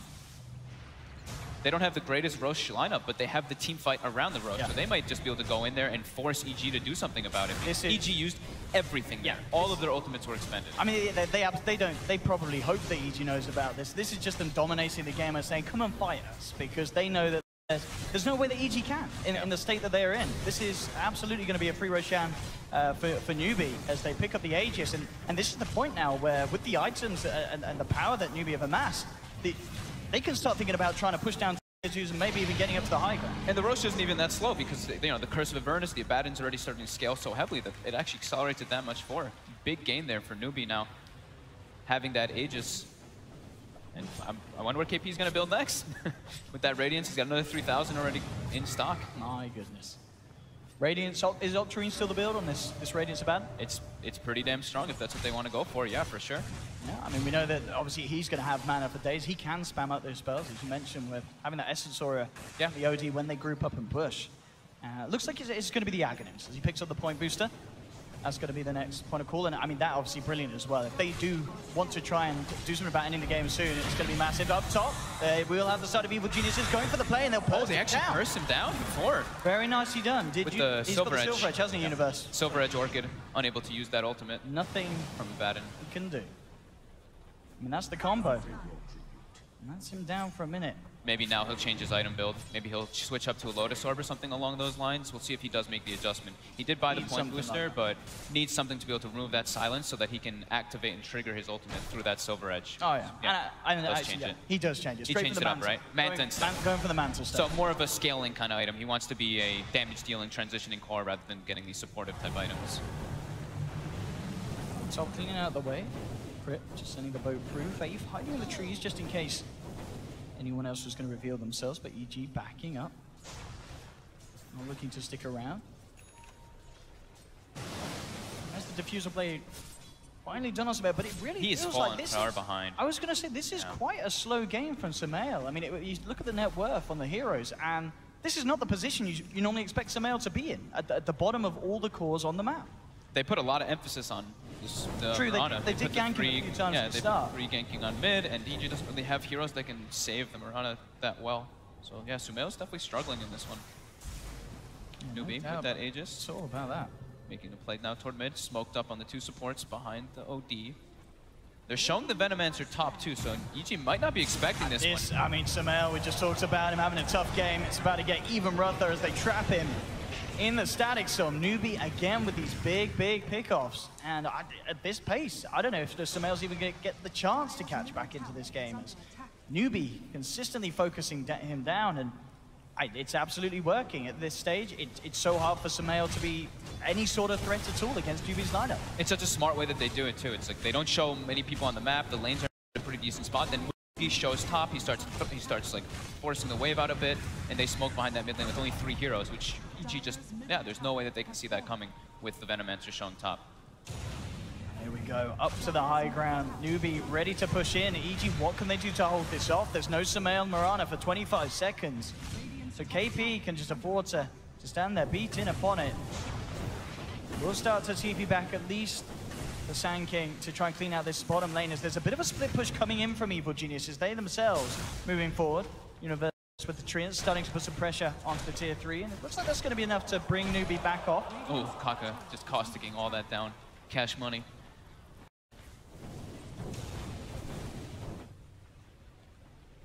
SCCC building toward a Hex next, already level 20, so we were talking about those 25s a couple minutes ago, and it's approaching that point. Abaddon as well, getting level 20 soon. Once they get those level 25s, it just becomes absurd. But those two talents are super powerful for the long drawn-out team fights. I mean, what's the plan here for Evil Geniuses? How do they recover from this sort of slump that they're hitting in the mid game? And with a lineup that it feels like it's going to be hard to come back against the size that SCCC is. I mean, you see SCCC just going in. Into the jungle of Evil Geniuses, popping the BKB. You know, he's had it with this passive play. He wants to fight. He wants to look for the action. I mean, he's now going to be a BKB charge down. I mean, we'll see if EG can capitalize on this. They've got Zai. There's no BKB on OD, but still Aegis. They don't want to try to make a play. They get it out. There. It's too scary. Abaddon's right there as well, so if you do get like the arrow combo or anything, you can just remove it off. Definitely can't make an aggressive play onto the Aegis there. I mean, that just goes to show, you know, effectively how far Newbie feel they are ahead. Yeah. Your OD can just blink into the jungle, BKB, and he's like, if I get a kill, I get a kill. If I don't, whatever. Feeling that confident at the moment with the situation. EG pretty much, like you were asking before, they need to split the map up. They need to just keep splitting until that Aegis, once the BKB start getting lower as well, the fights start becoming a bit easier, but it still ain't easy. It's a very hard game for them coming to the further state because of those talents that we mentioned and just the nature of how Newbie's draft works for theirs. These BKBs, BKB on Veno, BKB on OD, majority of the threat from EG is just countered from that Magic community. And there's no doubt that the split is being played. You see Universe, he, amongst it all, is still top of the second on the net worth. They're trying to make a play. So much across the map. When that Aegis expires, they're trying to make a play here. But the BKB is back online for SCCC. I mean, how do they catch it? They have to get Torrent the right arrow. Torrent. This is the combo. Torrent there, into the arrow, perfectly done. The Orchid the boat. Very, very clean execution from EG. That's the only way they can do it is he can't get the BKB up with the full. I mean, and now that is an OD down for a minute. SCCC does not have buyback. Yep. This top lane, looking to be in trouble as EG are coming forward. Kaga tries with the epicenter, but he barely catches anyone. He gives a bit of a tickle to Arteezy, but EG stick around. The silence is down to KP. He's forced back. Mugi will Storm on 2, on 3. Has trapped 3 of them here. EG may have overstayed their welcome with the burst strike as well. Newbie still fight back hard without their OD. They may even get more as there's the glimpse back onto Crit. Newbie say this is very much still a game we have a hold on as they bring 4 of EG down. And EG, quite like myself, maybe getting a little too excited off the back of taking down the OD. I was just sitting there waiting for the fight recap to come up just so I can see how much damage the Venomancer did. 5,100 damage in that fight, getting everybody into the Poison Nova. Perfect follow-up Static Storm without the OD, as you were mentioning. Yeah. They get a lot of damage on that tower, though. It's down to 200 health, so it does give Universe a bit of opportunities and options to go there and pressure it, but you see how hard it is for EG to get the kills on the OD there. It has to be perfect. The torrent into arrow, because they don't have that instant disable for the BKB. And look at this. I mean, this is just the dream here as well for Faith. Just waltzes in. Look how grouped up EG are. They got so set on trying to finish off KP. The Force Staff. Bam. You know, we touched on it. We said the Force Staffs were so important in this game. They almost killed KP because of the Silver Edge Orchid combo, so he couldn't use his ultimate. But then Force Staff, he's out of range, and the fight, EG just gets put into a clumping position and get hit by multiple ultimates and suffer. And we saw there, you know, KP's life once again nearly was on the line because of the fact that he got Silver Edge hit and silence. Now he's got the Manta style. So they were close to killing him. Now it's so hard. There's very little they can do in terms of trying to kill him at all at the start. And even the Manta Radiance illusions are just obnoxious. It's not like they really have any hard right clickers on the side of EG. It's the Nature's Prophet and the Murano for that evasion, but it's just annoying that how farmed this Abaddon can be already. Level 22, getting closer and closer to our 25. Universe. We'll see. Jumping in, has the setup, Sentry down. So I will come in with the save. And straight with the glimpse. Oh no! Oh, Faith! He was there outside of the sleep radius, ready to set up with the glimpse back, and Universe is gone. I mean, Newbie, nothing goes past these guys. They will catch you. And they're getting a lot of momentum. 8,000 gold lead now. We have a Disruptor's 3/4 of the way toward an Agnins as well. That's going to be a really nice little luxury piece that he can pick up. And the siege comes out. Yeah, now this is Newbie's turn to go. This is how you break a high ground. The boat will come through. It's going to be juked out, whether it be Yules or Astral Imprisonments to keep Newbie safe. Jump forward, S-Triple-C just goes in. They jump forward with the bow strike crit. Will be kept alive by Zai, only just. The pipe's out as well. Buyback from Universe as they do their best to hold here, EG, but already the tier 3 falling low. It will force the BKB out on S-Triple-C. Newbie now looking to disengage. EG chasing down with the Moonlight. Can they actually get a catch onto anyone? At the same time, indeed, top lane, the rack came through. Universe did take the top melee racks. So EG, with this hold, with this split, they are paying very heavily with lives. Both Sumail and Crit go down. They got the melee racks trade, but was it worth it? Because now Newbie are back in. They know there's 2 down on EG. Faith will end up going down in the base as RTZ continues to put on the pressure, but Evil Genius's base looking to be in the bigger shambles as Newbie will clean up the middle lane of racks. Still 2 tier 2s in both of the side lanes. They're going for tier 4. They're going for the game. At least. There's no buybacks here for EG, only RTZ and Universe. Can they actually hold this? I mean, Universe is TPing back down to try and rat again, but it doesn't matter if you're splitting the racks, if you're losing the base. 1 tier 4 almost certainly going to fall, potentially 2. Now the buybacks have just come back on. Sumail can get back in, but already both tier 4s down. Newbie looking towards the base. There's the buyback. Can they hold? RTZ with the Shiva's Guard trying to slow them down. The arrow connects onto the OD. Torrent follows through as well. Here comes the boat, but S-Triple-C dukes it just in time with the Astral Imprisonment. Newbie, they're focusing the base. They're looking for the game. RTZ looks to cut down Mugi. Not quite enough damage. Mugi's still alive. BKB out by S-Triple-C. Blinks in. Finishes off the game. Newbie take game 1. Wow. Super impressive way that they stalled the game out. Letting 1 overextension from EG punish them so heavily. That 1 overextension in the mid lane just set them to a point where they could farm so many different places on the map. They let the Midas start kicking in. Radiance comes online. Once the BKB hits, that's when it was the big timing for Newbie. Absolutely. I mean, the panel said at the start, this OD, it's such a smart final pick. It was absolutely perfect. It did so much. It was perfect game. But again, the support play from Newbie, we saw countless times. Faith on that Disruptor. I mean, I feel like you may even have to take this hero away from him. Half of the kills were because of his setups. He was there at the right place at the right time. We saw situations where normally you'd think you were safe. The sleep, the TP out. No, there's a Disruptor on the outskirts of it all, glimpsing you back. And, whoa, I mean, EG at the end, they did do, as you say, go and try for that split push play, but it was just a little too late. Yeah, definitely too late. Newbie just putting those BKBs to work. Absolutely. Well, there we have it, ladies and gentlemen. Game 1 going to Newbie. I'm sure the panel is going to have a lot to talk about after that one. Back to you, Day 9 and the boys. Thank you. What an incredible finish to the game. So close, almost getting to the point where they could defend the Ancient at the very end. But, man, a lot of the big rotations from EG just didn't pan out in that match. They had a pretty good early game. I thought they were off to a really great start. There was a ton of huge individual plays that we saw from all of their players, and then that 1 overextension mid that the casters were talking about led to Newbie's core, the OD especially, picking up his BKB, Abaddon finishing his Radiance, and having a huge impact on the game. So it was it kind of just got out of control really, really quick there, and we saw that abrupt ending. EG was going for some split push, and Newbie was like, I guess we're just going to end the game. What do you think about the Timbersaw last pick on Arteezy and the way he was able to play that out throughout the game? I think they wanted a good lane matchup because they didn't have the last pick. They're like, okay, we can either pair him versus the Appa in a one-on-one, or we can theoretically put him mid if SCCC like play some sort of weird mid hero. But the thing is, SCCC doesn't really play that many weird mid heroes. They last made the Bloodseeker, and then I was like, okay, OD, he's up against a bunch of summons, no heroes that build BKB, and an ABBA that can back him up in case anything bad does happen to him. So I saw the OD, I was like, oh god, this dude is crazy. You mentioned it right before it got picked. And you know, to do a little bit of analysis on what went on in that game, we got Kevin. Talk to us about these rotations. Yeah, I think EG's draft was really interesting, and the way they played the game was pretty cool as well. If we take a look at the mini-map at the start, they put good matchups between some of their cores. Arteezy playing against a Abaddon is a good matchup, the mid lane was about okay, and the off lane was alright as well. And the important hero actually was most likely Zai up there because he's able to, or I'm sorry, Universe, because he can actually TP other lanes and contribute to those. So we saw that a lot of times. Arteezy diving on the bot lane against KP, and Universe is able to TP in, assist in getting those kills, and by doing so, it gives them a lot of map control, and it forces the enemy team to move around a lot. He ends up getting this kill.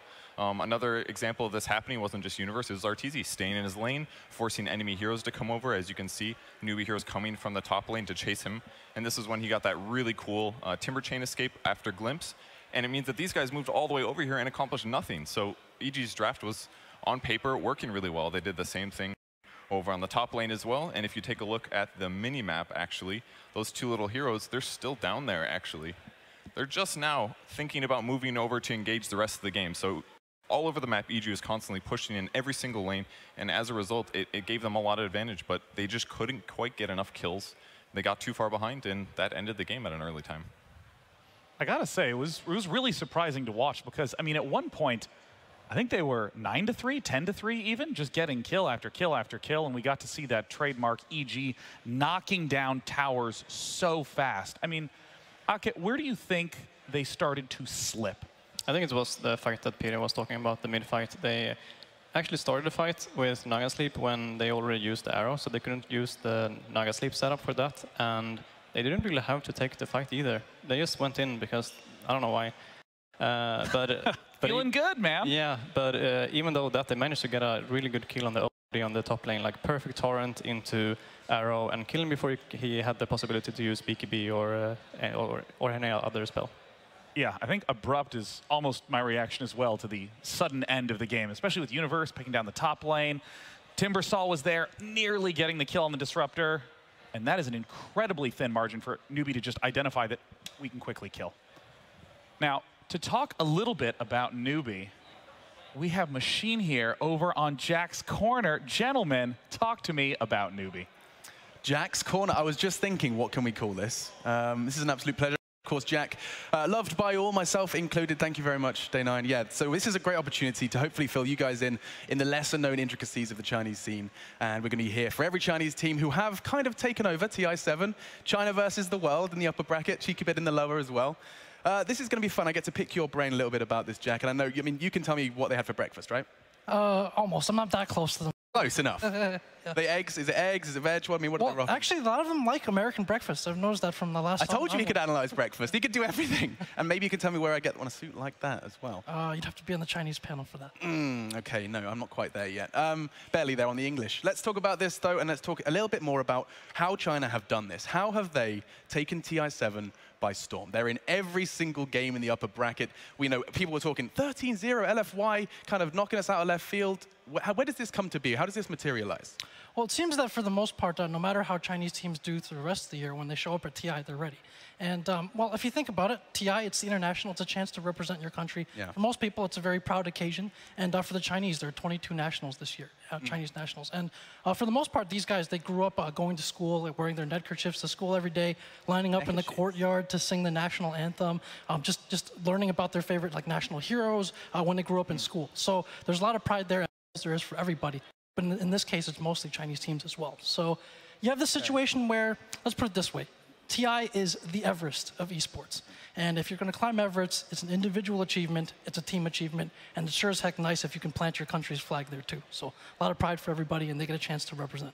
Well, that is incredibly romantic, and it makes a lot of sense, really, just seeing just how dominant they do come into the international. $23 million, but also pride. And when we say pride in the desk, sometimes it gets overlooked, but it is a real, so you're telling me it's a very real driving force behind some of the success of China. Yeah, there's like an Olympic feel to it, essentially. Yeah. So.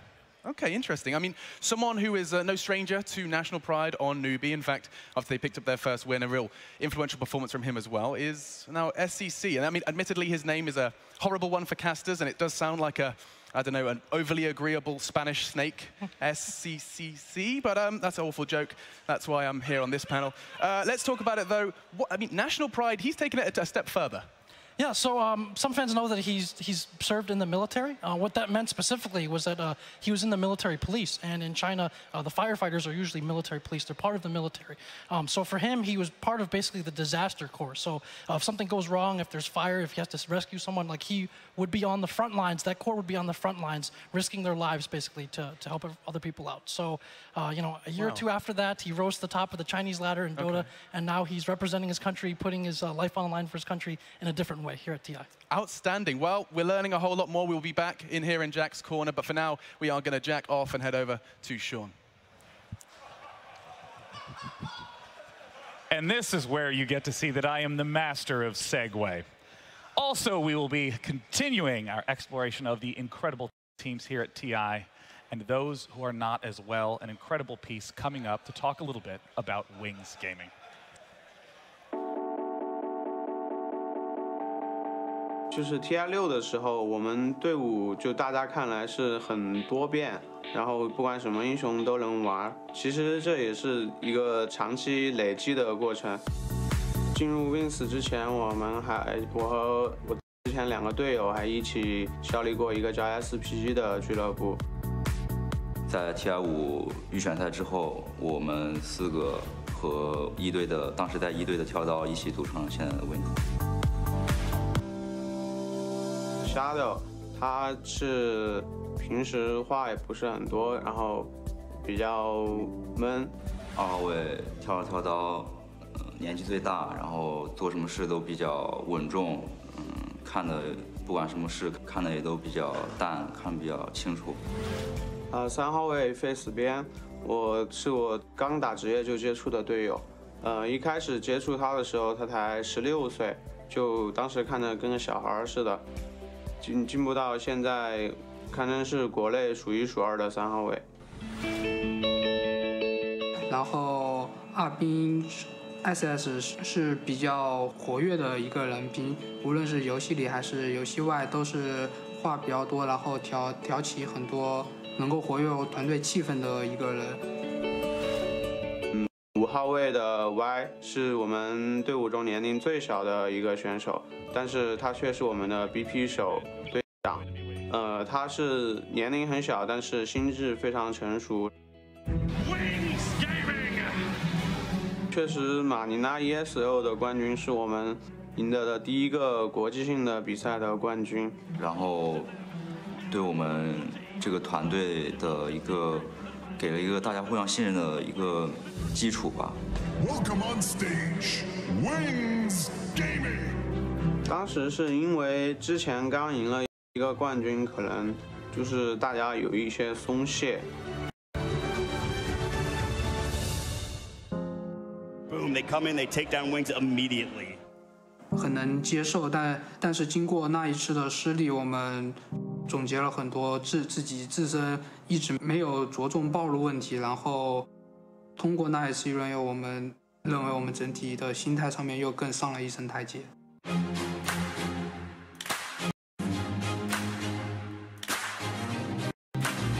也是因为我们也买那个互动指南，也是看着奖金一步一步升上去的，而且我们也没有想到我们最后会拿到这个冠军，会赢得这么多奖金。进入总决赛之后，大家比平时可能更加的活跃，更加兴奋一点，也并没有打 DC 第1场输了下去，中场休息的时候。其实我们争论还是比较多的。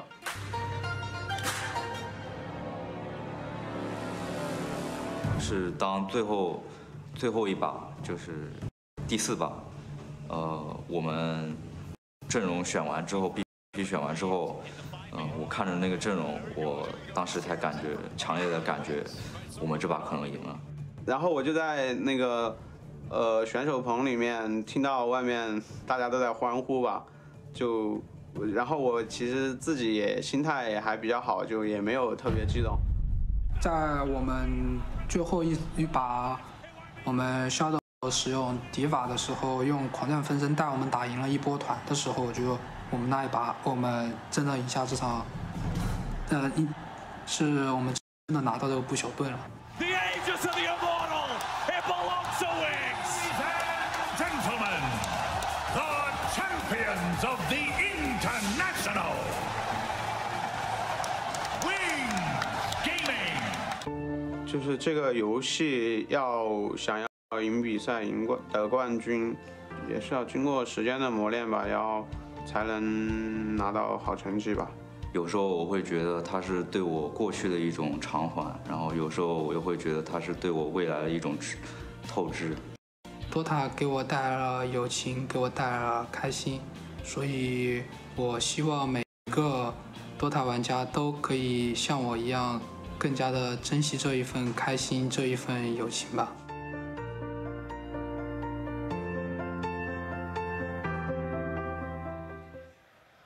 Having the pleasure of watching Wings Gaming run at last TI was a real treat. I mean, just incredible play, and after every single game, you could just see their excitement erupt. It was just so amazing. Oh, that video, man, the feels. Watching people win TI gives me goosebumps. Yeah, because, I mean, it's just such an incredible validation of this, you know, devoting so many hours, so many years in a row to trying to figure this game out, a game that is so hard and so challenging, and still going up against that pressure and trying to overcome any interruption focus to succeed. People overuse the phrase dream come true, but like winning TIs and holding that Aegis above your head, that moment, every single person will remember for the rest of their lives. And here now we see that EG and Newbie are back yet again at an opportunity to win TI. They currently are in the upper bracket with Newbie leading 1-0. And we saw Newbie just play absolutely magnificently, not bending to the will of EG early on, who was just hammering them again and again with these early pushes and these early picks. And now, again, I will ask, EG going into the draft, they do seem to have this leaning towards having a very versatile lineup. And I mean, we expect to continue, I would assume. I think that their first 2 picks can be open, but then they have to figure out where they actually want to go with the lineup, because picking Prophet but not being able to push more than 3 towers in the first 15 minutes or 20 minutes even, that's not so good.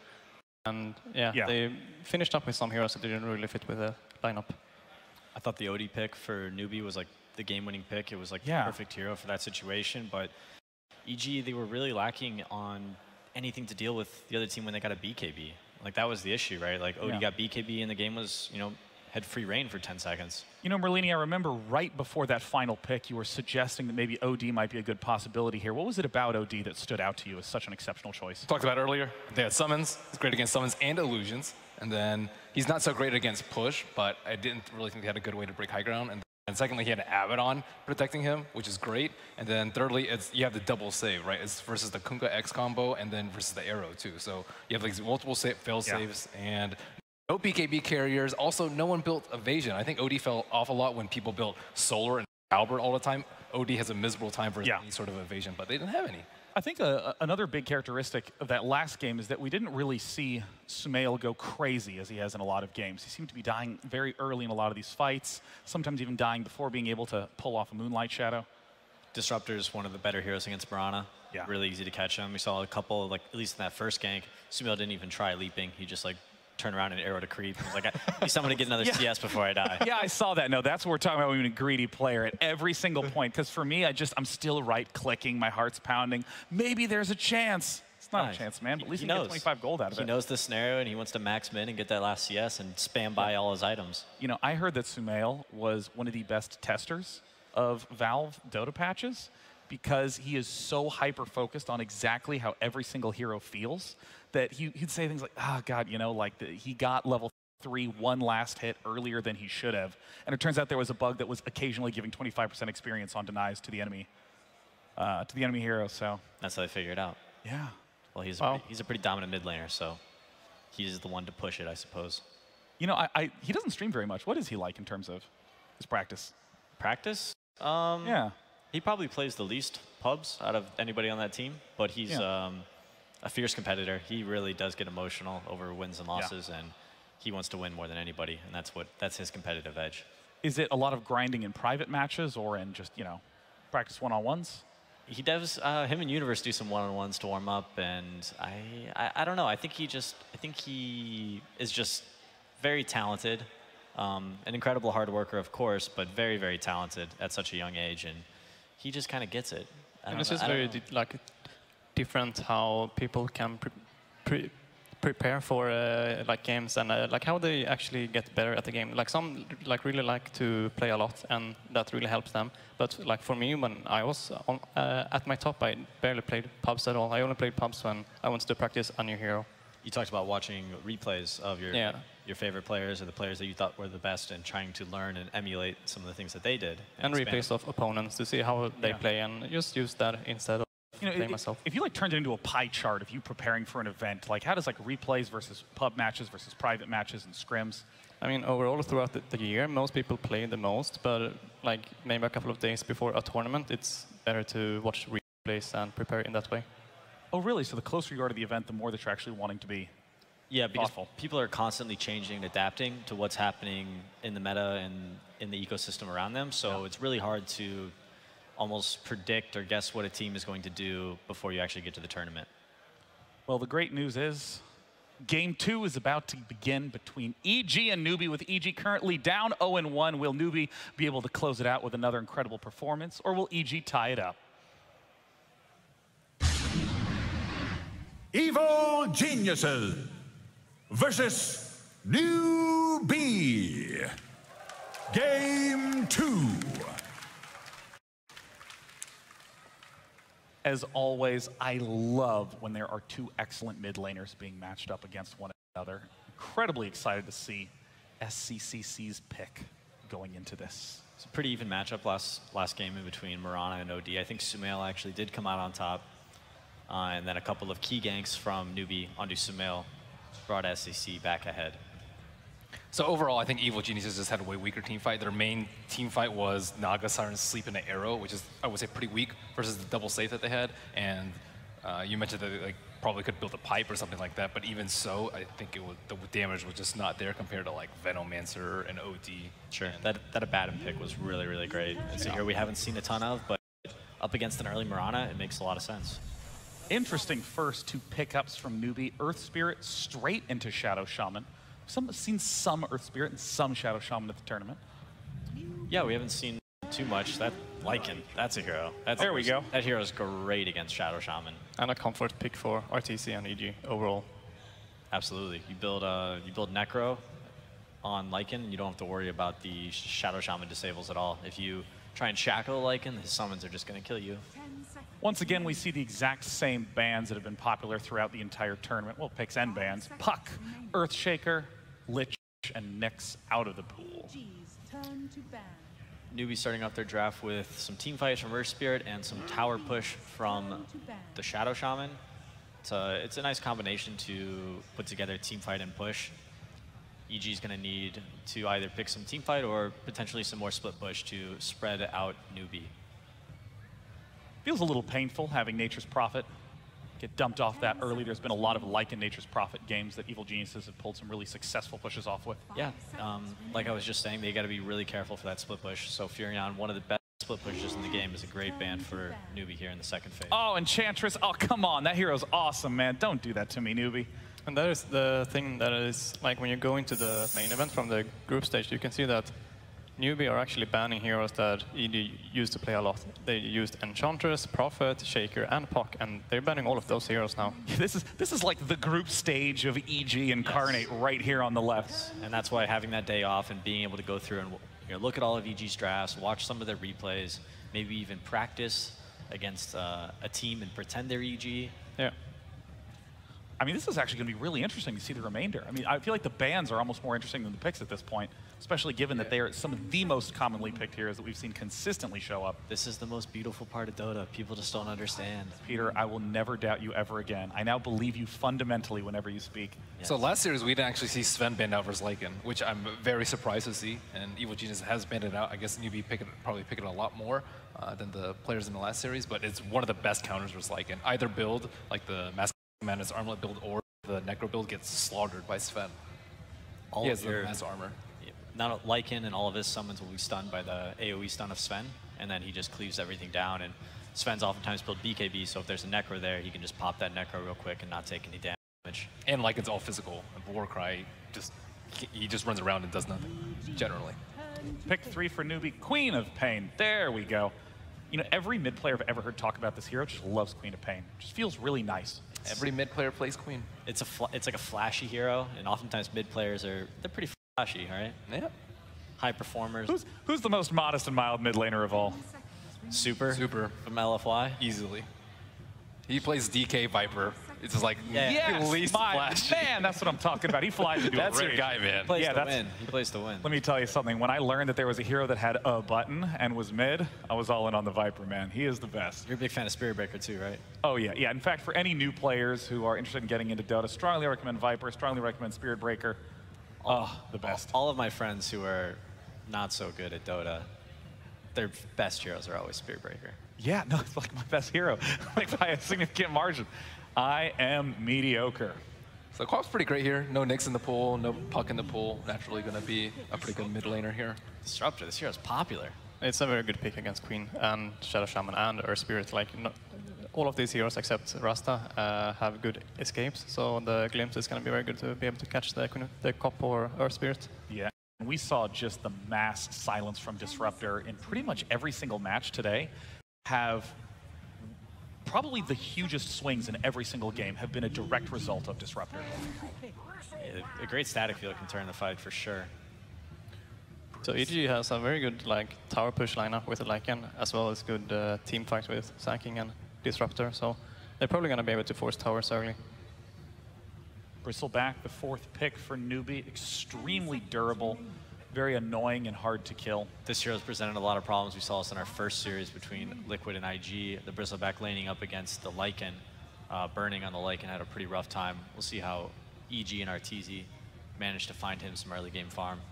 Yeah, but we did see Mind Control have a rough Bristleback game, which essentially eliminated any mid line for Team Liquid, and then had a great game with Bristleback, which was huge in terms of pressuring the opponent. Definitely a great hero. He can build some armor items like Ben was mentioning, get that early Solar Crest, reduce a lot of the damage from Lycan, maybe even dodge some attacks. He has a lot of ways to get farm as well. He can actually go back and stack camps as well as ancient camps, and not only the normal one. So he's a lot of way to get farm, even though he gets pushed out from the lane. So you want, what, a Silver Edge carry that's pretty good against Quap? I like Lina's one of the ones that I like for mid, but maybe you want to save that for later. Big bad Enigma. Oh, yes. Or team fight from EG, which I think is exactly what they needed. This hero also great with the, what's the third spell called? Midnight Pulse? Midnight Pulse, yeah. Awesome against Bristleback. Can keep him off your towers. I like the pick. A nice BKB hero to ignore Shadow Shaman and Earth Spirit disables, even potentially a Queen of Pain Orchid down the line. Remove that silence, allow him to get off a clean black hole. Right now they have no disable through Black King Bar, so Enigma's got a pretty nice game looking. There's not that many ones that can do that. I think the only one that I can really think of is Venge. Silencer too, I suppose, but I don't know. So since we have 1 pick remaining for these teams, what is perhaps the biggest weakness that you're seeing in these lineups that need to be filled in? I don't know. I like where EG's at right now. They got some nice team fight. They got some nice vision. Maybe a little more carry, which I imagine that's what they'll get for Sumail last year. So a little bit more damage to follow up on these disables from Sand King, Disruptor, and Enigma. What do you guys think about Newbie? Newbie, either some way to deal with the Lycan or the Enigma. Like either they can pressure the Lycan with the Bristle and then have some sort of BKB disable for the Enigma. So definitely some disable for... They could also go like Bloodseeker or something too and deal with the Lycan. I've seen that as a common pickup versus the Lycan. This Enigma is quite problematic, though. Yeah, agreed. Whatever carry they think they're going to pick to deal with Lycan is also going to be black-holed for a majority of the fight. You made a great point earlier, you know, wanting to have a Silver Edge carrier to be able to use a Silver Edge ability to disable Bristleback's passive, but of course Lina, who you recommended as maybe a good choice. 5th ban for Newbie. So I also seen some other matchups too. I think LC, pretty good bristleback counter and a good versus Queen of Pain in the lane. Sumail doesn't play too much LC, but it was popular by some of the top teams in the group. I believe maybe played it very often in the mid lane. You could potentially cancel a black hole. Oh, that's next level. I mean, it can happen, right? Okay. So they banned one of the heroes that can deal with the black hole through BKB. He's the best one because if you get BKB leaks, you can still stop it. Ooh, Necrophos. Keep on going on this push strategy. That's a mid Necrophos, I think, for Sumail. That hero is dominant in the mid lane. Is that something that he usually plays? No? I don't think so. It's not really as a main hero for me, but I'm sure he has a decent amount of experience with it. I think he likes the hero. I'm pretty sure he plays it in pubs from time to time. We've seen Arteezy on Necrophos quite a bit, but of course, Arteezy is 99.999% going to be Lycan. I'd be very surprised if Sumail took up the Lycan. However, he's probably suggesting it to crit and Arteezy. He's like, let me play Lycan. I got this one. that's kind of what Sumail and Zai do. They just suggest every hero for themselves, and you either listen, but most of the times you don't. Of course. Now, with one last pick remaining for Newbie, it sounds like the consistent theme you're bringing up is having a good way to deal with Enigma's black hole, trying to figure out big problem. A core that can fit in that. Or you need to fight around it. Maybe you do some split push. Let's see what we got. And it's going to be the Bloodseeker. All right. Yeah, Bloodseeker deals with Lycan. I think you have to deal with either one or the other because they don't have the Sven, so Bloodseeker deals with Lycan. Enigma, if he gets S40, it's going to be a tough game. Yeah, look out for Enigma and his Blink BKB, and then we'll see how Newbie handles those team fights, but I think it'll be pretty difficult for them. So before we get into this game, Erlini, I just want to get your thoughts on who you think came out with an edge after the draft. I would probably say Evil Geniuses because I like the Enigma here. Enigma seems like it's going to be pretty dominant, and there's no way to stop him into the late game. Well, it's time to get into game 2 between Evil Geniuses and Newbie. Let's send it down to the floor. Thank you very much, Day9. And indeed, game 2, Evil Geniuses versus Newbie. We've seen the drafts. It's EG a bit like, that's a nice support duo there. It would be a shame if someone was going to borrow that. And bang, this time round, they got the Disruptor Sand King, switching it around a little bit in return, and a bit of a funny one from Newbie. That final pick, the Bloodseeker, but that silence is going to cause issue for some of this team fight that EG are going to bring. The silence can cause issues, and like Ben said, you have to do something when you have this kind of draft coming out. You're like, man, we have to deal with either the Lycan or the Enigma. So they make the choice that we're going to go for the Bloodseeker to deal with that. I don't think just that. I think also they have a really fast-paced early laning phase. That's the one thing that EG can suffer in. These heroes take some time. They don't really have the greatest heroes to gank for either. Like Sand King Disruptor can gank, but they can't gank for the Enigma lane. They can secure the Lycan's lane, and then they can kind of make the rotations for the Necro, but it's still not the greatest one in comparison to where SCCC is going to be playing a Queen of Pain with Earth Spirit rolling in. And so they're going to be putting a lot of pressure and having this Bloodseeker with the Thirst get online a lot faster. So that's the one scare that I think in the first 5 to 10 minutes in the laning phase that EG can suffer. Yeah, we've seen in the past SCCC Queen of Pain can be quite the showstopper. So a lot of hype to see what he can pull out in that. Sumail, this game, as the panel mentioned, it will indeed be playing the mid Necrophos. And kind of as the panel touched upon, something we don't see that much, but Sumail raising the stakes there in the mid lane.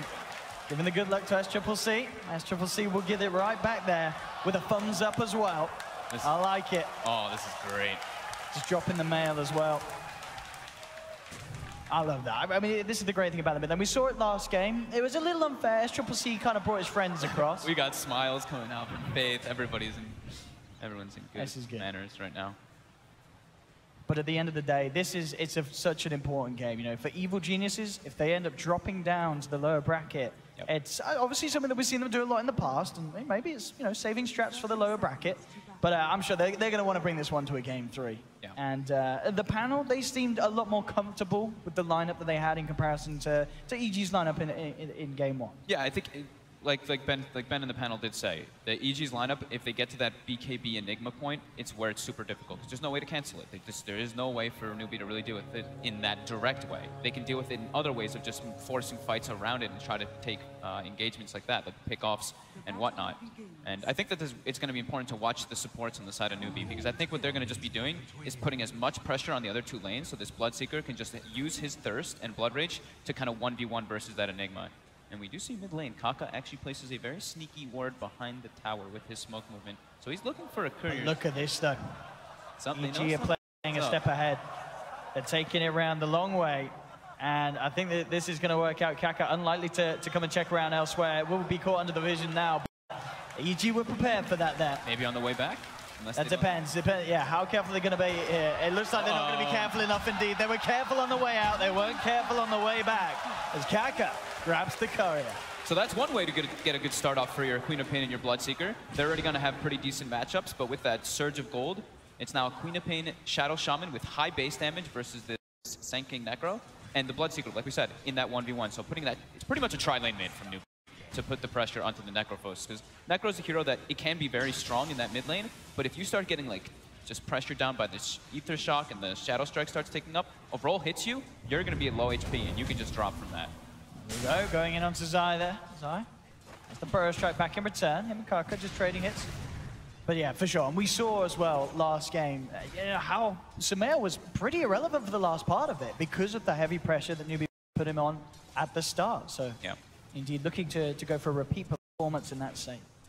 KP's going to get a lot because of this, the laning setup that Newbie does as well, that they have these two supports running around. The Bloodseeker has all the freedom in the world to just farm top versus Enigma because he can just walk in and kill the Eidolons. All they need to do is pretty much get people low, and this Bloodseeker can dominate this top matchup so hard with the Thirst. And even without having people low, he's still doing incredibly well. 15-3. He's gotten all of the Eidolons, I think, so far. Because Universe has summoned him, and it's still on cooldown 15 seconds, and all of them are dead. So Mugi is crushing that top lane at the moment, to be kind of expected. Yeah, absolutely. And as we've been saying, the mid lane with the presence of newbie supports, giving that edge, certainly in terms of CS to SCCC as well so far. Being very good with their time usage on Newbie. At the same time, Faith is going around collecting bounties, also stacking Ancients to make sure that KP does have that surge, that increase of farm potential after the laning phase. Yeah, we'll bring Zai up to this top lane, but the wave's pushing in. Mugi can maintain control underneath the tower. Zai very unlikely to want to come in for any sort of dive at this state of the game with Universe. So yeah, these lanes, they are looking super hot from Newbie in this first couple of minutes. Yeah, EG's trying to make adjustments already. Yeah. Universe is probably like, he's just walking up and killing my Eidolons. I can't do anything about it. So Zai makes the move toward top, but now they're worried about the Bristleback. Look at this mid lane pressure. Because of this move up top, Kaka now sees the opening to come in onto Sumail, bringing him down very low. There's CCC. Does need to be careful in return, though. Takes a fair bit of harass in trade there. Does have the salve up, knows that Sumail himself is out of regen. So at the end of the day, it doesn't get the kill. That pressure pushes him back. Okay, he's got a fresh set of tangos out from the courier. As we saw, that pressure, just SCCC using his dominance in this lane. While he's low, though, Universe top is just getting chased out because of the third. Yeah, look at this with the Blood Ride. That's going to connect Universe. He's going to be gone. I mean, this top lane couldn't have gone any better for Mugi. He might get a return kill with the Eidolons. It's going to be very close, but no, with the poor man's shield, the damage block is too high. But yeah, just make sure, like, Sumail being at that 30%, he has Tango, so it's not that quick heal. And now aggression on Sumail again. Kaka, the roll off the mark with the Shadow Strike. Enough to slow him down a bit, but not to pick up a kill. But still, they're keeping him low, and this is where Bloodseeker thrives. Yeah, I mean, maybe this is the thing, you know, Mugi's saying, don't kill him, leave him alive, just play with him. Don't kill Sumail, keep him alive on this minimal health so he does have that boost up top. I mean, it's working out, it really is. Yep. Mugi feeling very safe on that top lane because of this. All three lanes going super well for Newbie. The bottom lane, of course, is going a bit better for EG, but KP getting experience as a Bristleback who's been left alone for the most part is extremely important. And of course, Enigma, Universe will, of course, will always get stuff up there, being able to not deny the wave back with those Eidolons on the range creep. So they will get some trade up, but Sumail is getting punished. He had to walk all the way back to base and TP out, so absolutely not the situation you want to have your Necro in. This mid lane just being well and truly controlled, as well as the top lane. And as we're seeing as well, that the bottom lane not necessarily going bad for Newbie at all. It's easy, he is finding farm down there, but not nearly on the same level as Mugi. But I guess in comparison, you can also say as well, obviously the lead in the last hits is as usually down to the fact that a lot of those are Eidolons. But those give a lot of gold. But they do. They do give a good shot. And at the same time, it's KP having... He's going to have a quad Ancient stack already prepared for himself, and he's almost level 5 on the Bristleback already, which is super significant. Right now, though, he's pretty deep. With Nighttime as well, with the double bonus from Hal, they should be able to clean KP With up. the field, I mean, you can hope for some sort of deny for the small. And he gets it! He actually does get it! The one troll creep! I can't believe he got it! There was... How much damage does that thing do? It's nothing. It's like 20? I mean, he has a stout shield as well. Oh so my goodness. It does. I think that was the troll priest, so it's 28. Through the stout shield as well, so all right. All right. Unfortunate for EG. I mean, I was going to bring up he could, but I didn't think it would happen. Oh, KP. the one creep that was left. Some say it would be skill, but KP, he had it planned out all along. Wow. I mean, well, with that, all 3 lanes, you know, New B, they're very happy with the way this game is starting off. Oh yeah, they have a more than full level advantage on their mid laner over. I mean, yeah, look at the denies from SCCC. 21 denies in this mid lane. Yeah. Shrine comes up, able to use that right away. So he's got to be a bit careful. Nice. It's only level 2. There is a haste rune on SCCC. He has a Sonic Wave. I mean, if he wants to commit, Zai's certainly gone. And well, with the wraparound from Kaka, coming in with the Boulder Smash, Zai, he'll try and play around with it here with the Burrow Strike. But SCCC just throws out the Sonic Wave, jumps in, cleans up one. I mean, he can look to play around with Sumail as well. They are going to have Kaka moving out of range. Arcane Rune bottled up by SCCC. He won't stick around to beat down onto Sumail, but it doesn't matter. He is just so far ahead, getting kills like this and such. This is such a one-sided affair, this laning stage. It really does feel it. I mean, top lane Mugi, 50 CS, 6 minutes in. It's, you know, it's something we did discuss about right before the game did start. They do have very strong lanes, strong pressuring lanes, especially with that Bloodseeker last pick. The fact that they can leave him alone and make those rotations and put the pressure on EG is super important.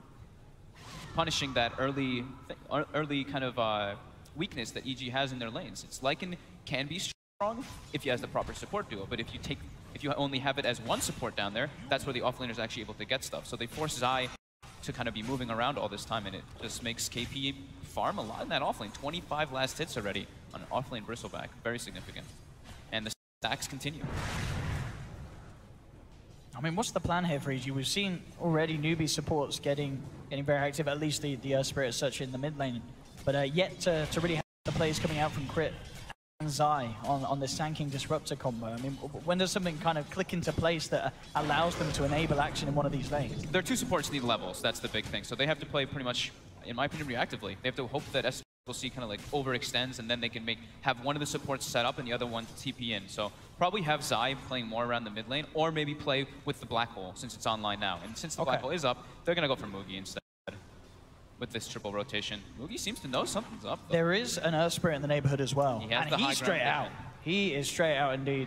Over to the bottom lane. And they're actually going to try and do something actively with it as well. This is such a smart move here from Newbie. Will be scanned out, though. Scans there from EG. They know that something's going on in the neighborhood. And RTZ will keep himself hidden behind the tree line. I mean, he has to stay there. If he pokes his head out, one rupture and a lead in from Newbie could mean imminent death here for the Lycan. They get the nice... EG gets the D ward on the lane ward that Newbie did have top because of that rotation from Mugi. They know, they're like, hey, something's up. He knows this gank's coming way too easily. So EG definitely minimalizing the potential casualty there. They play it safe. Now Newbie have to look elsewhere to try and make this play with Mugi as they move him around the map. Yeah, they're moving around it. At least they're, you know, they sent Kaka top, so it's like, okay, there's the wave that does come in, he'll be able to mooch a bit of that experience, but more rotations coming in from EG to try to at least pressure that tower. But at the same time, KP, this is where it opens it up for him. Arteezy unable to farm under the threat of where the Bloodseeker is. They still don't know. Still 3 heroes up top from EG, seeing if they can get the catch onto Kaka. Now making the movement, both Crit and Zai. Next up could be towards the mid lane, but that high ground ward's still there for Newbie in that area, so very hard for them to get it. And RTZ realizes that, you know, Newbie's not leaving this bottom lane anytime soon. So heads up to top, joins his teammates. Can look to try and get the tier 1 trade in return. And still, the potential for a kill is there. Crit in the neighborhood.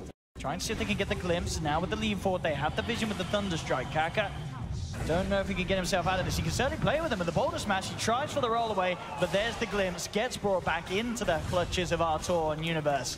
And EG do claim the kill and should be able to finish off this tower as well. Some tower trades, but good rotation, picking off that Earth Spirit. Zai now able to get a lot down bottom with that tower being taken out. So he's only level 3 on the Sanking. Compared to last game, he was already level 6 on the Saga Siren. That's so true. Pretty significant how under-leveled the support's actually on the side of EG. Mugi's hunting for this. He knows Zai's low on the mana. If he finds a chance for a rupture, he'll go for it. But No Zai, mercy. yeah, keeps himself right back. KP's almost got the Vanguard finished up on the Bristleback. As soon as he has the Vanguard, that's when the Ancient Stack farming begins. This is an offlane Bristleback who is top 4 of the net worth. That is very threatening. And they can certainly look to group up and fight with their cores now. You know, SCCC, he's finished off the Veil, 10 minutes in. He's got that ready to go. So huge amounts of magical burst potential there for him. And they should have the Shadow Shaman 6 coming out too, so they'll have that, you know, the actual tower sieging, because their heroes don't hit buildings too great other than that. The Bloodseeker and the Bristleback, I guess the Bristle can, but it's mostly those wards. Kaka now moving toward top, Waves pushing in, should be able to get level 6 easily on that Earth Spirit. And then they have pretty damn good team fight on the side of Newbie to deal with EG. EG, like we said, they're lacking on levels on their supports.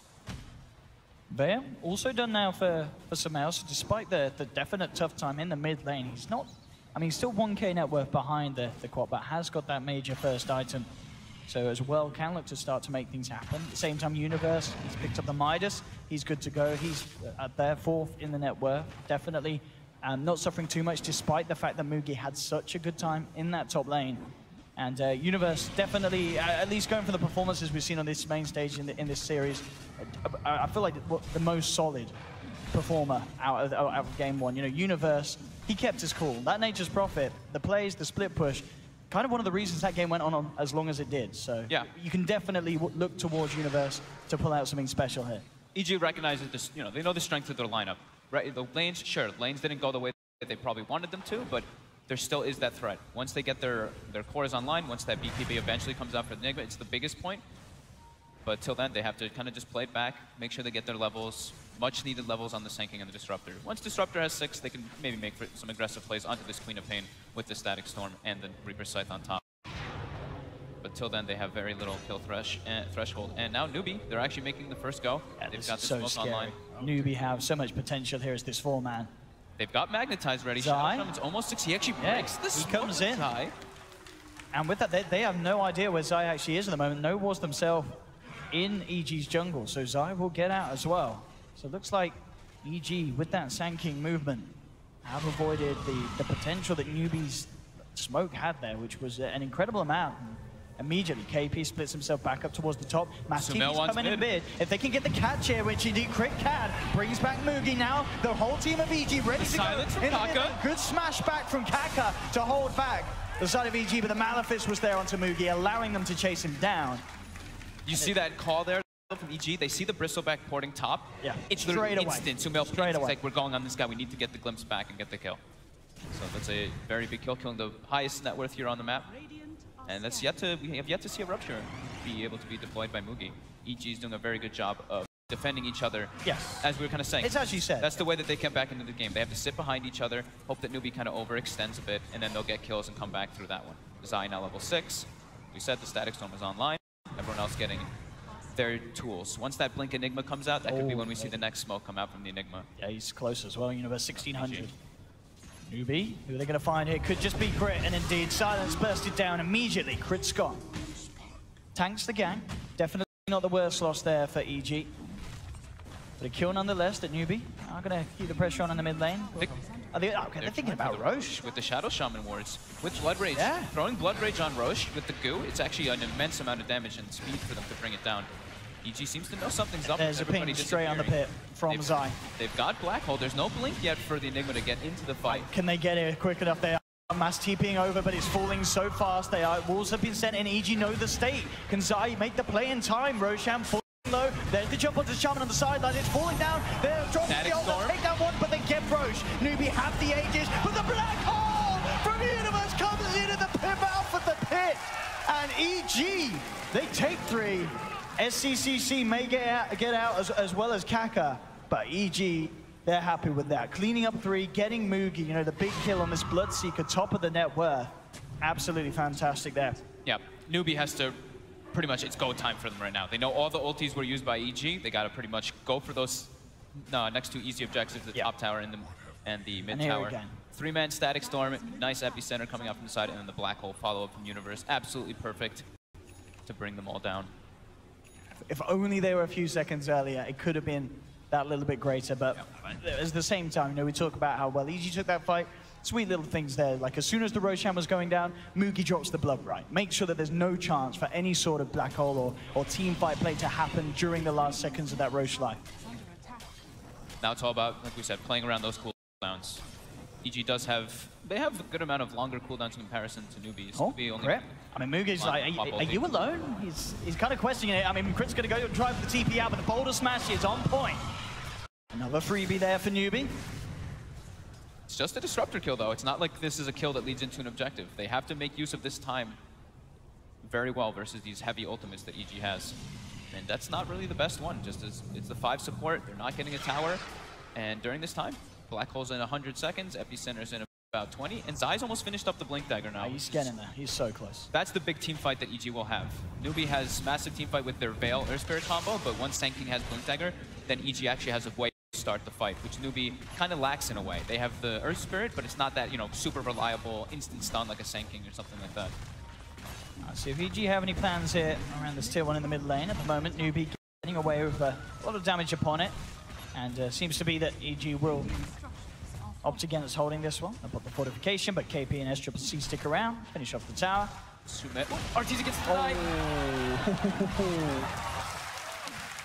Very nicely done there by Artur. The patience. He had them there waiting for that whole entire like 8-second duration. He's got his Necro level 2 on the way out. Second recipe being flown out right now. So we'll soon have that level 3 Necro. We've seen how much damage this can do. I mean, if he just gets that, the Necros on the Shaman with the walls, he's just gone in a matter of seconds. Yeah. It can do absolute wonders at no way for you to deal with it. It's very good versus Bristle back in Queen of Pain 2. The mana burn is very, very significant versus Bristle. You know, the fight goes on longer and longer, the quills become obnoxious, but not if he's completely out of mana because of a Necro book. So it's going to be a really significant item pickup for EG in those team fights. Mugi, SMY complete, and looking straight for the BKB next. Arteezy constantly trying to scout with one of his wolves. He has one kept with him, and the other one is just pretty much securing the areas where he expects them to make movements onto himself. So good micro coming out from Artur as expected. 10K player on Lycan. Newbie going from objective to objective here. Take the tier 1 in the mid lane, straight up to the top tower. So that's great for them. You know, that in the 2 minutes or the 3 minutes that Black Hole is on cooldown, they were able to claim those 2 objectives and net themselves a kill. But Black Hole is up. Blink is online as well for Enigma. It's go time with that Zai Sand King. Indeed. They want to find something big. They know that SCCC is there in the middle lane. They did spot him out as he cleared the wave, but they want to try and cut off this push that Newbie put together up top. KP on the front lines. Still under the cover of smoke. EG have the ward there. They've got perfect vision. There's the jump forward. Malefice first onto Faith. Not looking to commit the ult because they don't need the black hole for that one. That's the Shaman down. Arteezy will transform as they may look to take more. KP control for the moment by the kinetic field. Universe keeping it. There's the jump again! Universe with the 3-man black hole! It's absolutely perfect! They take down 3. They get the Aegis as well. Mugi will escape. There's SCCC also potentially in trouble. Universe blinking forward, getting the vision. Zai comes in with the Burrow Strike. SCCC one more blink. Do they want to chase it? Universe did have Malefice again, but they will let SCCC be. But beautiful play there from Universe. He just created the right amount of distance. I mean, he only just dodged like a boulder smash flying in, and bam, was able to come back in. And Newbie, they did not expect him to get away with that. That just big vision advantage. That vision advantage is so important. You see Kaka's going to come in later, and he tries to get a good boulder smash and silence. He actually misses the silence, and then Universe blinks over the stun and gets the black hole. I mean, look at this. Universe kind of comes back, and then he sees Kaka. He's like, I got to get out of here. He's come back in now. Blinks over the boulder smash to come back in for that one. That's where we always talk about as like pro players and analysts and stuff, how important vision can be in team fights. Having that ward there for them, EG has all the luxury to kind of be like, okay, this is who we're going to pick and choose and go on, where Newbie, they didn't really have any real vision in that fight to see where the Enigma was located. Very, very nicely done there by Universe. Now, Zay, you've got to watch this, man. Game Enigma 1 is the crucial one. I mean, Universe, he is definitely one that you can, he is always going to keep his cool on the main stage. This is, you know, Universe very unfazed by any sort of pressure that he's put under. And, you know, you can see here. He's keeping it cool. It's Uni. We know him. BKB next on the menu for this Enigma, bottom lane. Hunting for Zai. Zai will be safe, though. Not quite going to catch him there with a roll forward from Kaka. SCCC relatively close now to having that Orchid complete, so... But at this rate, it is going to be a similar time to when that BKB is online on Universe, so... EG's probably feeling pretty comfortable now with the way that the game is starting to develop after that Roche engagement. The big thing is getting that Blink BKB on the Enigma, like we're always talking about. There's no way for Newbie to cancel it. They have to play around it really well. So we have BKB going to be built next for Mugi on top of that SNY. Faith is trying to go for a Blink Dagger because they only really have the Earth Spirit for catch at the moment on Newbie, so he wants to be able to have that extra catch to be able to take the team fights better. Because they can't just rely solely on Kaka to do everything, be all the lockdown and catch on their team.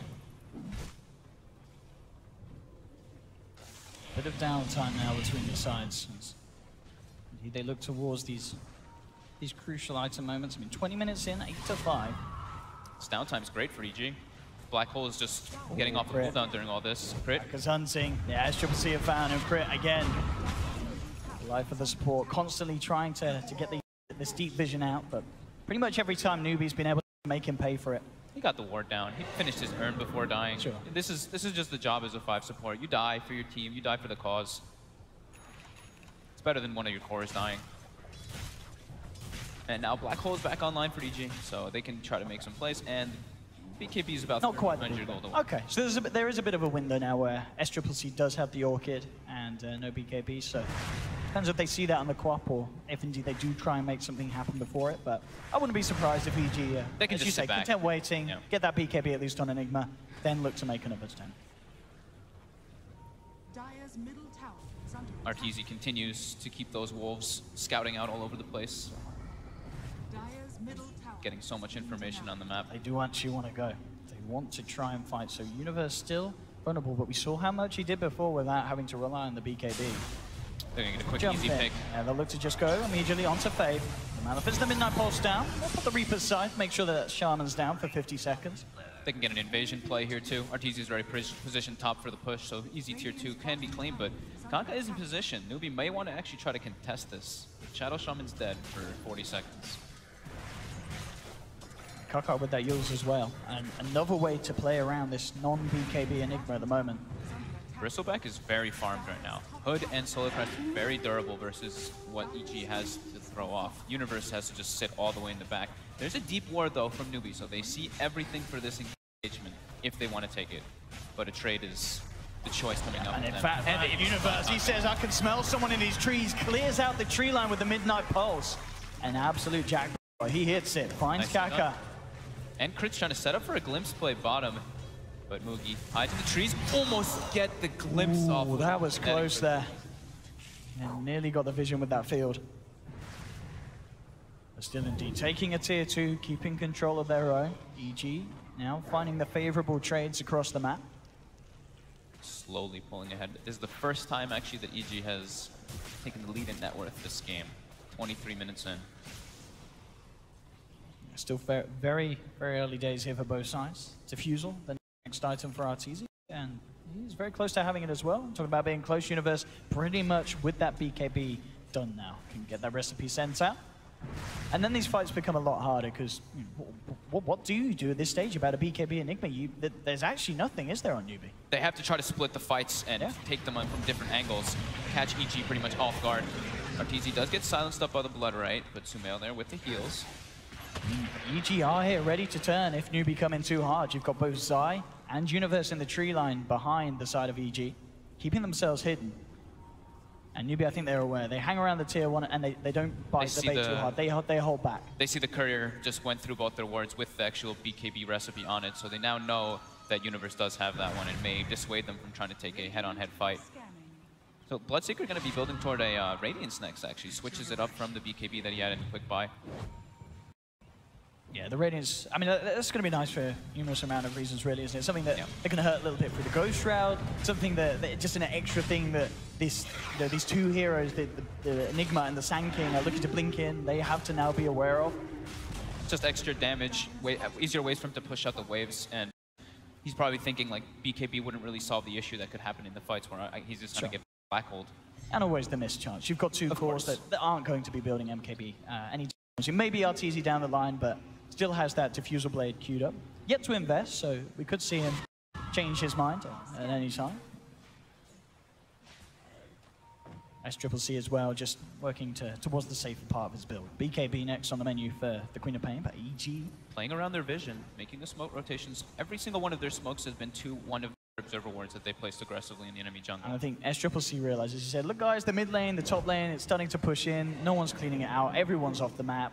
And this is obviously the weakness when you go for these 5-man smoke plays. He draws a circle actually on top of all of EG. He knew exactly where their movement was coming.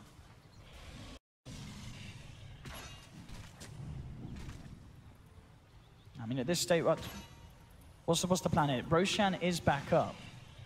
Yeah, and that's the secondary one. This is where probably the big next fight's going to happen. Sure. The Aegis and Cheese, it's hard for Newbie. They have to find some type of pickoff. If they can do some type of way to get vision into the back lines and find that Enigma, that's their biggest case scenario. Other than that, it's very hard for them to take team fights. Kaka eyeing up potential onto Samael. SCCC will blink away. They'll try and search in the tree lines here. There's the force forward to cut it in, and they know he's there. They've got the vision on him. He'll jump back, but there, with the Midnight Pulse and the Malefice, Universe has the control. And Kaka, can he do anything to escape out? He'll have the roll up again in 5 seconds. Does have the Yule Scepter, but he's just going to accept his fate and get beaten down upon by EG. They're just trying to split up as much as possible on the side of Newbie. Radiance is now finished on the Bloodseeker, but fighting into this Blink, the Blink BKB Enigma is, they don't want to do it. And now out of this, EG pick up a nice DD rune for Arteezy, walk into the pit. Easy Aegis and Cheese going up for them. Absolutely. Newbie nowhere near the area. No chance of contesting it at this state. The items, and as you said, that DD just being an extra bit of a bonus there for Arteezy. Grab the Aegis. Cheese goes the way of Samael. It's looking tough for Newbie. What's the solution? The solution versus the Enigma BKB is you got to play around it somehow. But they're unable to really get any big opportunities around it. Because EG has been sticking mostly together. Not really giving Newbie any chance to get some pickoffs. BKB going to be coming out for SCCC soon. So at least he'll have that for the Static Storm and for the Reaper Scythe, but it's still the problem. They've nearly got Blink on fake, so that sort of catch, of course, all right, so they've could be crucial. If as you say, if they can get that jump onto Universe and keep him out. They just don't have a way this time around for Newbie to get vision. There's no vision hero, where EG has the Wolves, which have been constantly scouting out, and also they've had a bit of vision advantage in the game just through warding. Those deep aggressive wards in Newbie's jungle have been really hurting. We saw in that one big fight that Universe got the Black Hole. That's exactly what happened. It's because they had vision there. Starting to amp up the pressure here in the middle lane. Samael, Force and Lotus complete. I mean, he's feeling very safe for the moment. Oh yeah. The Lotus Orb is super good versus both the Bloodright and versus the Queen of Pain Orchid, but also just in case. I mean, if he gets that Lotus Orb and it gets, like the Rupture comes out, Bloodseeker who's ruptured can't do anything in the fight. Has to be perfectly timed though before the Rupture comes out. Basha going to be the build here from KP after the Solar Crescent Hood. Ah, that could be one way to stop the Black Hole. That's one way to go for the... If get you an can get that right angle. And get in the right angle. Nah, but it's very hard to do so. Yeah, pretty much impossible. Now EG ready to push down mid. They've got an Arcane Rune on Universe. And obviously with the Aegis and Cheese still in hand, they really want to try and make something happen here. EG. Universe is scarily approaching it. Do they get the glimpse back onto Kaka? But still a little too deep for EG to commit fully onto the Earth Spirit. But they're maintaining hold of Newbie deep behind the tier 2. So this tower is going to be very hard for them to defend. And indeed they will not. EG take the tier 2 tower. Crit, thinking about whether there's potential to go in for a play here. And in fact, well, Arteezy, he just pops the ultimate. And gets out of it. Continues the farm going. Wants to go farm faster. I guess, and maybe feels that they're just not going to take a team fight anytime soon with the way that Newbie are dodging it. He wanted to cut the creep wave top as well with his book and his Necro, or with his wolf. He sees SCCC pushing top. He wants to farm Ancients and cut the wave and farm as much as he can with that, since there's not an engagement happening for a while. From the way that Newbie is playing, EG definitely has that kind of read. They're all just kind of farming. They're in a position where they don't really know what they want to do, how they want to take the fights, because Blink BKB Enigma is just so damn threatening. And especially now, you know, Aegis and Cheese doesn't help either.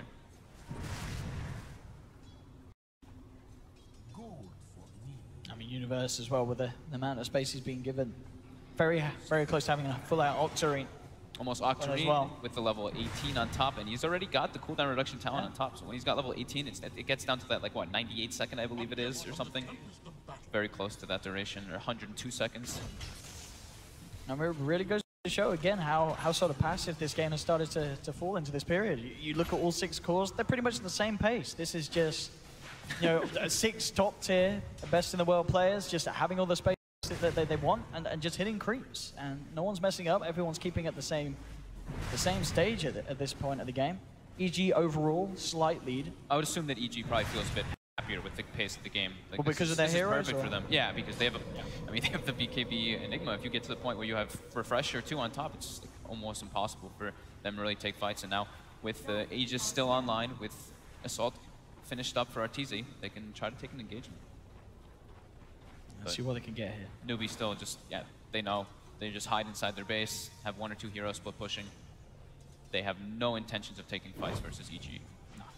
As soon as those 5 heroes are off the map, Newbie seemingly playing a West. This SCCC still down bottom. They might lose Kaka here. If he gets spotted out by Zai, it's a possibility. I see they do scan. They do get the scan. Connects onto SCCC, and yeah, with the Midnight Pulse, they're going to catch him. There we go, straight away with the Black Hole. No messing around. Portal Smash will connect, but it's too late. The Queen of Pain's down, and Kaka with that play may have just paid with his own life. Will Yules up the SK to try and get around it, but you can't Yules underneath the Tornado. He's stuck in the kinetic field. EG, they're going to get both of them out of this push. They even bring in some AL to add a bit of extra pain there to the Death Spirit, down for 70 seconds. That map awareness. These scans, you know, they can read it. They know that someone's hiding there, and who better to find than SCCC on the Queen of Pain? Massive catch. Yeah, super worth it for EG to take engagements with one-man black holes like that. They know that there's no way Newbie wants to fight them, so spending it on just the main core hero is more than worth it. And now it's going to be Octarine finished up for Enigma, and they can start their tower siege on that tier 2 bottom, which that's all the outer towers. Yep, they've got Assault Caress finished on Arteezy. Everything's ready to go for this. As you say, just no black hole, but with the position that they're in, definitely capable of taking a fight without that. It's not going to take too long to come back up either. 90 seconds for this one, but the next one is 90 seconds after, but now the next one's going to be much faster with that Octarine finished up. And 90 seconds in a game that's going at this sort of pace, it's not that much, as you say. It's the chance that anything crazy happens in favor of Newbie in 90 seconds. They know the black hole's down. This is their time to try to make they leave happen. The base. It's still risky. It looks like, I mean, do they go out or do they just wait? I think they have to try to make plays around the black hole timing. Like every single time it's down like that. It's going to get to a point where it's always going to be up. But they're struggling to get their waves out. Like top wave and mid wave are out, but bottom now, they're going to have to show heroes. And Newbie, understandably, very, very careful in this position. I mean, KP has the Abyssal. Arteezy himself, nearly BKB on top of the Assault Caress, and obviously with those 2 items, he's going to be feeling pretty invincible in these fights. Yeah. It's like the farm when you look at it, like you said, you look at the top 6, and it looks like Newbie can, you know, they're in a way to be able to contest, but it's just the threat of the black hole. Yeah. It's just how much it really can. It's not even the threat, it is the black hole because he has the BKB and the blink. And here we go, smoke, it's 20 seconds till it's up. They draw the line. They see the Bloodseeker bottom now too, so they know that he's not going to be in the fight right away. This should be a successful move from EG. Newbie, are they ready for this Kaka on the front of it all? He's going to be the one to tank it. Jump forward straight away. They're looking for more. EG, they're not content with just one. They get the vision drag back. KP held in the Midnight Pulse with the Necro units out as well. EG just ripping through this bristleback, and KP's gone as well. Evil geniuses. Oh boy. It's looking impossible for Newbie to do anything. They don't even have to use Black Hole. At that time, it is just the threat of the Black Hole. Newbie has to completely disperse and unable to take any fight versus EG. And of course, this push that EG are going to have, Assault Caress, the Necro units out, the sustain that Sumail can offer, it's going to be terrifying. They drop the Serpent Wards in an effort to push EG back, and it looks like that will actually do the job for now, as EG back away and aren't going to look to push in any further. But as you say, you know, EG very, very comfortable with the position they're in. They can wait out these bigger items. Now they do have that BKB on Arteezy, feeling that they're under no pressure whatsoever. They've got a 7K gold lead, not necessarily the biggest, but they know they take one fight with, or as we saw without that black hole, get the push on. with the Necro books out, it's very hard for Newbie to put a stop to, and unless they have something like the Serpent Wards and the rest of their ultimates available. I think Newbie might start trying to do some things that are desperate because it's just looking to get worse and worse as the game progresses versus EG. I mean, it really feels like, you know, we saw Mugi absolutely have an incredible time in that top lane, but at this stage, it feels like the Bloodseeker is just struggling to offer anything. I mean, it feels like Newbie even realized it themselves, as they're not even actively trying to fight with or around the Bloodseeker. They're just sort of letting Mugi farm and just hoping for the best by the looks of it. Yeah, it's the BKB that we were talking about. It's just too much. They can't deal with it. They have no way to counter it. But now they're trying to bait SCCC mid. Maybe this could be the play that works for them. BKB comes out, and now the potential turnaround. Universe will commit the black hole, but he didn't pop the BKB. He gets silenced. Now the turnaround. They will take down Sumail. Can they get anything more? RTZ pops the BKB, starts to chase towards Kaka. They found Faith. Kaka's going to be able to roll away safely. It's a 1-for-1 at the moment. Newbie with the edges. They've taken down Sumail. Now Zai jumps in looking for Mugi. Mugi will get taken down. Now it's EG getting the lead. SCCC trying to finish her crit. Earn a Shadow's heal. Not enough to keep the Disruptor alive. RTZ's lost the ultimate form. SCCC jumping back in. Kaka's there, looking for the setup. Yule's up onto Zai. They've got the control. Boulder Smash connects onto both. SCCC trying to finish him off, but Zai up to the high ground. Do they have the vision? They don't have any sentries down at that point, so Zai will be able to continue to run. KP, though, chasing down RTZ. 4 stacked. Can Universe save him? He can't. Nothing he can do to keep KP off RTZ. And a beautiful fight there. I mean, as you said, it was absolutely the bait there from Newbie, encouraging them, EG, to go in on that kill. We saw, you know, the confidence that EG had just blowing that black hole on one target. Universe not even preemptively popping his BKB before committing, and then it just fell apart. Don't think they expected everyone else to be there just because of the way Universe black hole did. You usually wouldn't see him make that kind of mistake. He must have thought, hey, it's just a Queen of Pain here, no one else is in the area. I don't want to waste my BKB, but definitely paying for that one, again. Paying for that choice. He's straight away going in, and immediately, you know, once that BKB's not out, Blood Right, the pull from the Spirit, it's all going to be there. And, you know, being able to clean off the squishy backliners, they do get the one support. Kaka too elusive. And with fights like that, Newbie starting to close the gap back up. EG do still have the lead. That's the Newbie, they're into the pit. The dream scenario. They're going to get it.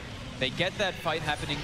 Universe doesn't click the BKB, of course, but they get the win in the fight, and the Roche responds right afterwards, so HSG is going in their favor. They could not have asked for something better than that. Very well-played sequence of events there from Newbie, but definitely had the potential for that to roll out because of EG overstepping the mark and getting a little too confident with the position they were in. Yeah. They don't really have like the craziest amount of damage in the black hole if there's someone who's BKB'd, if RTZ is not in position. So that fight, RTZ was far on the left side when the black hole came out. Of course, it got canceled instantly, but he also got Abyssal too. So they need to make sure if they do use the black hole on targets that are BKB'd, they need to have RTZ in range to be able to do those. But, you know, of course, it's if also the black hole lasts full duration. I love this. I didn't know if he was going to do this, but he has gone for the Blink Abyssal. Go for it. He is literally just playing this game to get behind and on top of Universe. It was it's something we considered that could be an option. He could try to get into it. Sometimes it's still impossible. If you place the black hole like right on top of yourself or just a little bit ahead of yourself, you actually can't get behind them to use that Abyssal Blade. But it's still not even a bad item to pick up to be able to get into those back lines. If he's able to like blink into the back and Abyssal Blade onto like the Disruptor or something during some of those follow-ups, it can work really great for their follow-up.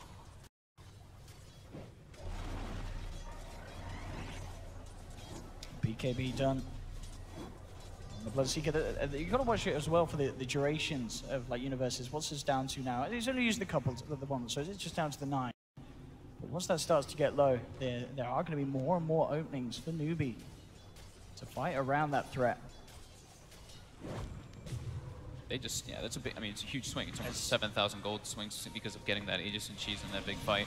So now it puts EG in a little bit of a fearful position to play into it because you don't want to play with your black hole into multiple lives. And this is where Newbie's going to try to take advantage of it because if the black hole does come off with the BKB, they don't have to cancel it now. They can wait for people to respawn and do that.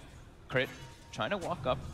He's going to tank the game. He's going to get jumped on. Will get the Glimmer Cape off and jumps back, but the Boulder Smash comes through there, trying to turn around. The Universe coming in, but no! He gets it up, but it's only onto one. Will kill the Shadow Shaman, but overall, EG, they're falling apart. Sumail gone. Universe just has to TP out of there. RTZ trying to man up against SCCC, but he blinks away. Newbie just chasing down. Glimmer Cape is on him again. Crypt will save him, but Crypt pays with his life.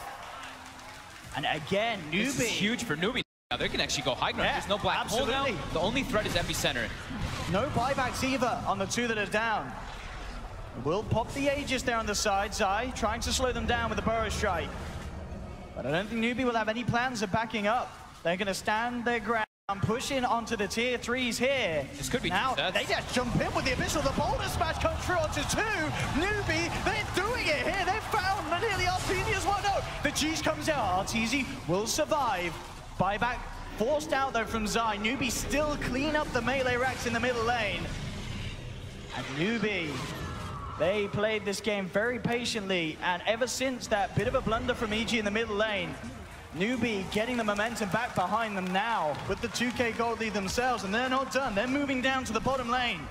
They really want to abuse this time. How long till Black Hole for? 30 seconds. 30 seconds. They got Shadow Shaman going through. This is going to be a second set of racks for Newbie here. No holding back. They are not leaving this base. Universe, 17 seconds to the Black Hole. Can they keep holding track? They can't. The melee racks are gone. They make the jump in onto KP. Can they actually get this kill? The Midnight Pulse is down. They do have the Reaper Sight. They'll bring down the Bristle. But 2 melee racks gone. Newbie, they've done their work. They're going to be all smiles at the moment, and even geniuses are going to feel incredibly shaken up. Incredibly impressive there, the way that they played around it. Universe unable to get the perfect black holes there, and Newbie just punishes it so heavily. It just shows, though, too, how much EG does rely on getting those black holes. So if they can put Universe in like a frantic position to be forced to use that, this is where they could shine.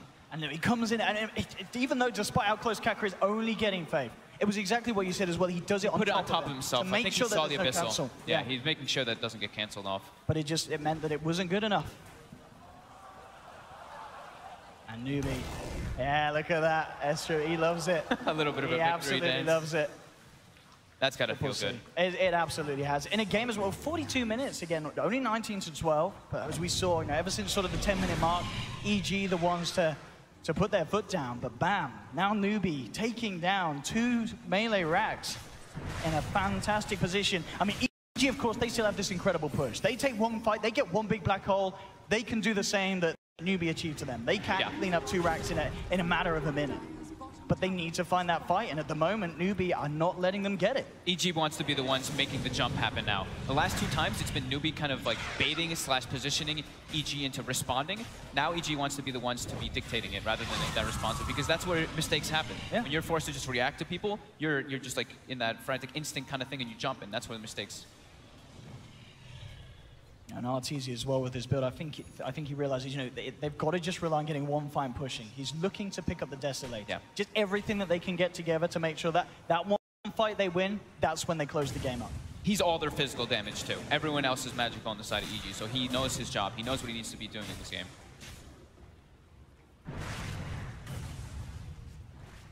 And we did see, of course, in that last fight, RTZ is still incredibly scary for Newbie. They have to keep their distance. But once his sort of backlines fall down around him, he doesn't have the control to hold someone like SCCC in place. We saw, last fight, the Queen of Pain being 1 hit away from being taken down, but the Blink...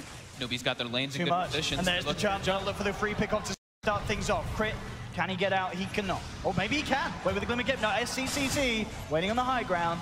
We'll bring him down. 50 seconds. Crit does have buyback available. And EG, of course, will be doing everything to make sure they're not mega creeped. They do have that top lane fairly pushed out. Tier 2 still standing. That's SCCC already. He's like, yeah, we need to force this top lane, actually. It's really important for them to do that. 30 seconds till Crit respawns. We have Universe is about... He's close. He's like 1,300 gold away from the refresher, so they will have that the threat of the double black hole, but it's still about landing it. And if Newbie's still, I think that's the best way for them to take these fights is to run in and force EG's hand, rather than EG just taking the pick when they want to and playing around their vision. Right now, it's very limited, actually, for EG. It's pretty much just those wolves walking around and that one ward that they did place just before during that push. So with those 2 side lanes always pushing in, and Newbie always has a lot of information on the map and allows himself to accrue a bigger and bigger advantage during this downtime. You can see EG with the smoke. They were hoping that Newbie would come in for that tier 2 push, but Newbie, they're smarter than that. They're not going to just throw themselves in. I mean, now they'll come forward. Sumail has revealed. They keep KP on the front lines. SCCC is a big threat now, too. 6 slotted, well, he can still replace the Veil, but with the Mjolnir finished up in the level 25, 60% lifesteal talent, that can be another factor they have to add in. But he's massive. Yeah. He really is. 24,000 net worth, 45 minutes in. I said at the start, I was excited to see this is something we've seen in the past. SCCC, definitely one of his flashiest and finest heroes, the Queen of Pain, and this game looking to be no exception. This is the perfect time for a Newbie to start pressuring like this. It's the double catapult wave, the first one of the game that starts coming out. You see the 2 side lanes being heavily forced in, and top lane will meet there with the double catapult as well. They can start to set up that siege. What's EG do? They are holding close to them dearly, this tier 2 tower. A Newbie being so safe with the way that they slowly siege this top lane. SCCC is not even with his team right now. He's farming jungle. He's trying to get as much as he can during that downtime. Should be able to claim the tier 2 here. Maybe they don't expect EG to commit super hard on the defense, but EG is. And now SCCC starts to make his movement back over. The wards do get farmed up very quickly there by EG. The side lanes, though, that's the issue. The catapults start hitting on the shrines in the mid lane, so shrine is almost actually brought down. It's at about 150 life.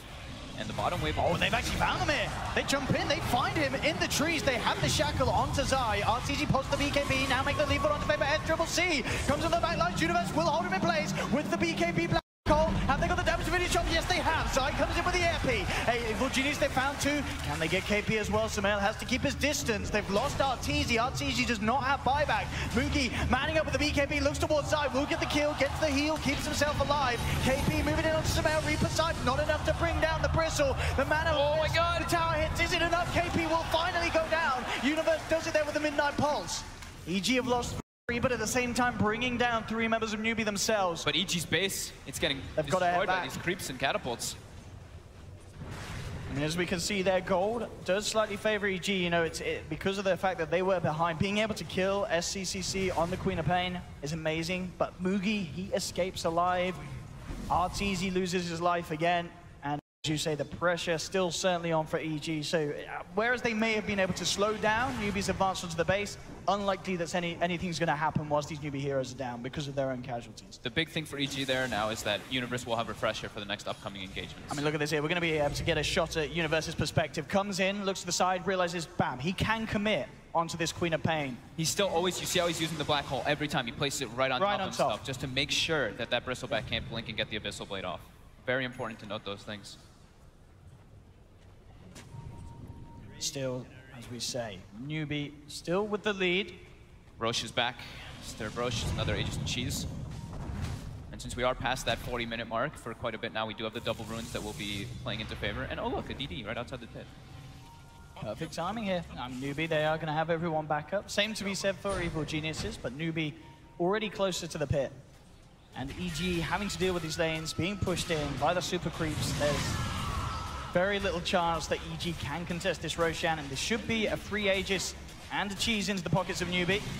They'll make a scan. EG starting to move a couple over, but it's not going to be anywhere. The cheese is still on the ground. Oh, they actually pick it up. RTZ almost got the It looked like he was going to be able to deny it. Yep. SCCC actually picked it up. It looked like he was leaving it for somebody else, but after they didn't grab it right away, he's like, no. Now he passes it over to Mugi. They need one more of those black hole holds. And this is the thing, as we've seen. Universe, he needs to catch the cores. Yeah. And when he does it, it's because of the placement that he has to go for. It's so hard for him to get anything more than just that. But taking down one core can certainly put a hold to the push that Newbie try and bring on. And it's thankful this time that they have the Refresher versus the Aegis and Cheese. So now they at least have those 2 black holes versus the multiple lives that Newbie will have. EG. Looks like they were trying to take an unexpected fight at this tier 2 with the way Universe was positioned. But now they've shown all their faces. So now Zai actually also has a Lincoln Spear picked up. So now if Zai throws the Lincolns on Universe, they actually cannot. Oh, they're opening up here. Black Hole will be committed onto KP. They're trying to burst down the Bristle on the sidelines. He gets the cheese up though. Gets the 2-man burst up and indeed the cheese comes out. The son of a Universe with a refreshing Black Hole. He's caught 2. Has it caught SCCC, but will bring down Mugi. But Evil Geniuses, they've lost 2.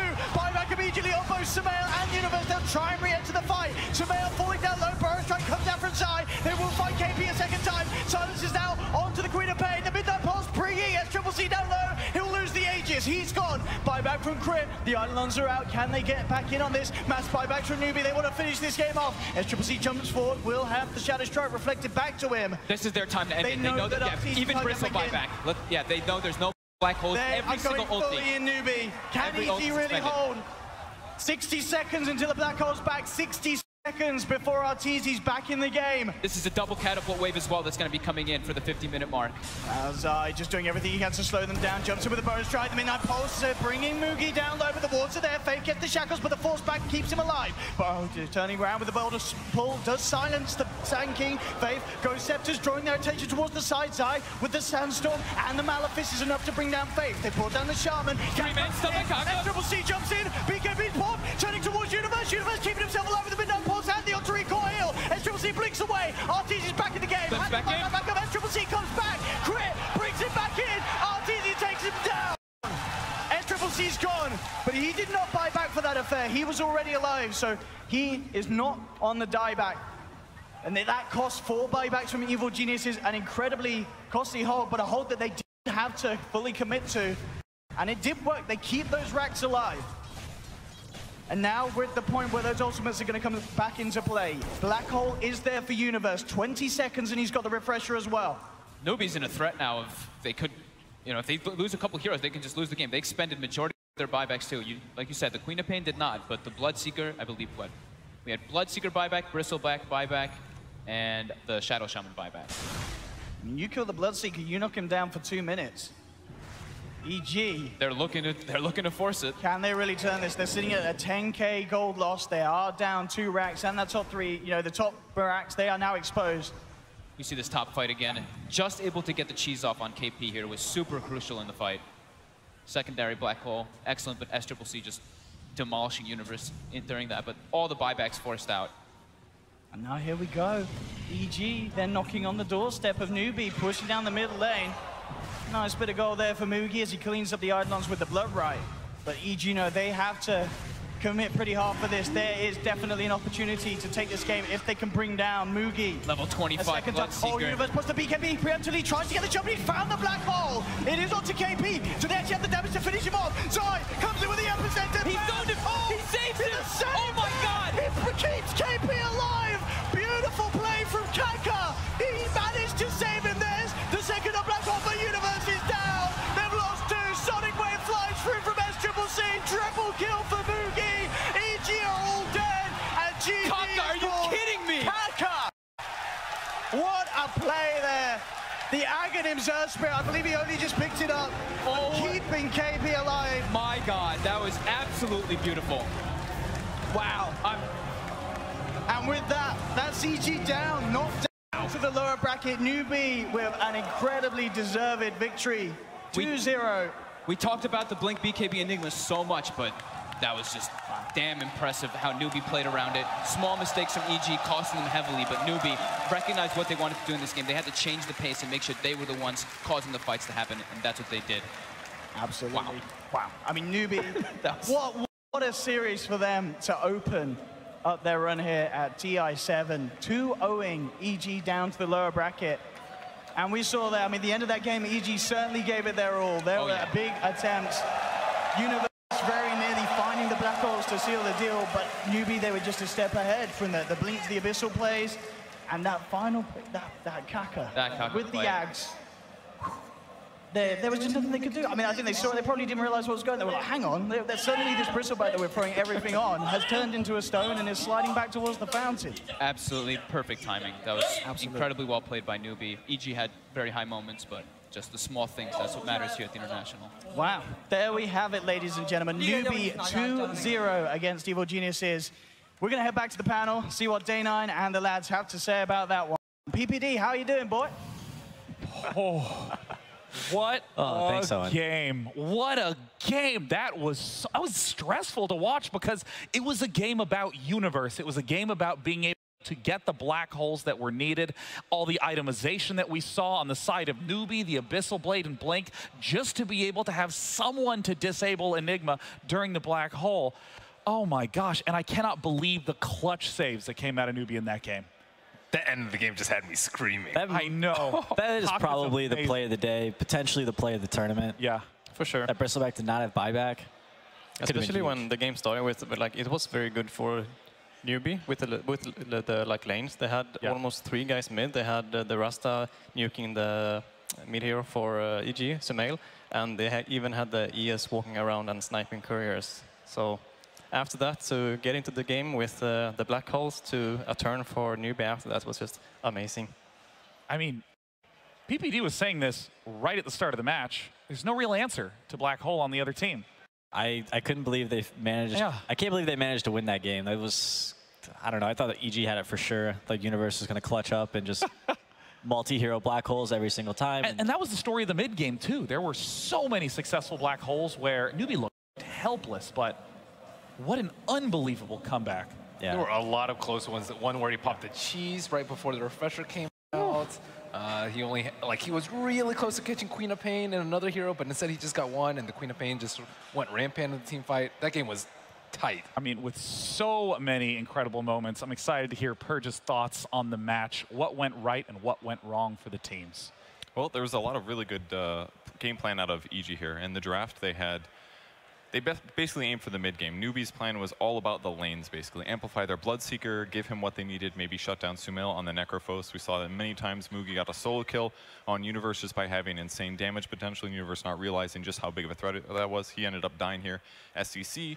Zai did a great job, by the way, zoning and what the Earth Spirit was trying to do to accomplish by roaming mid, but ultimately Queen of Pain is way too much to handle, and he ends up dying here as well. So across the board, it was a pretty big gold advantage, actually, about a 2K advantage, or 3K advantage on 9 minutes. But the advantage that EG had that really pushed them into the big lead this game was a mobility advantage.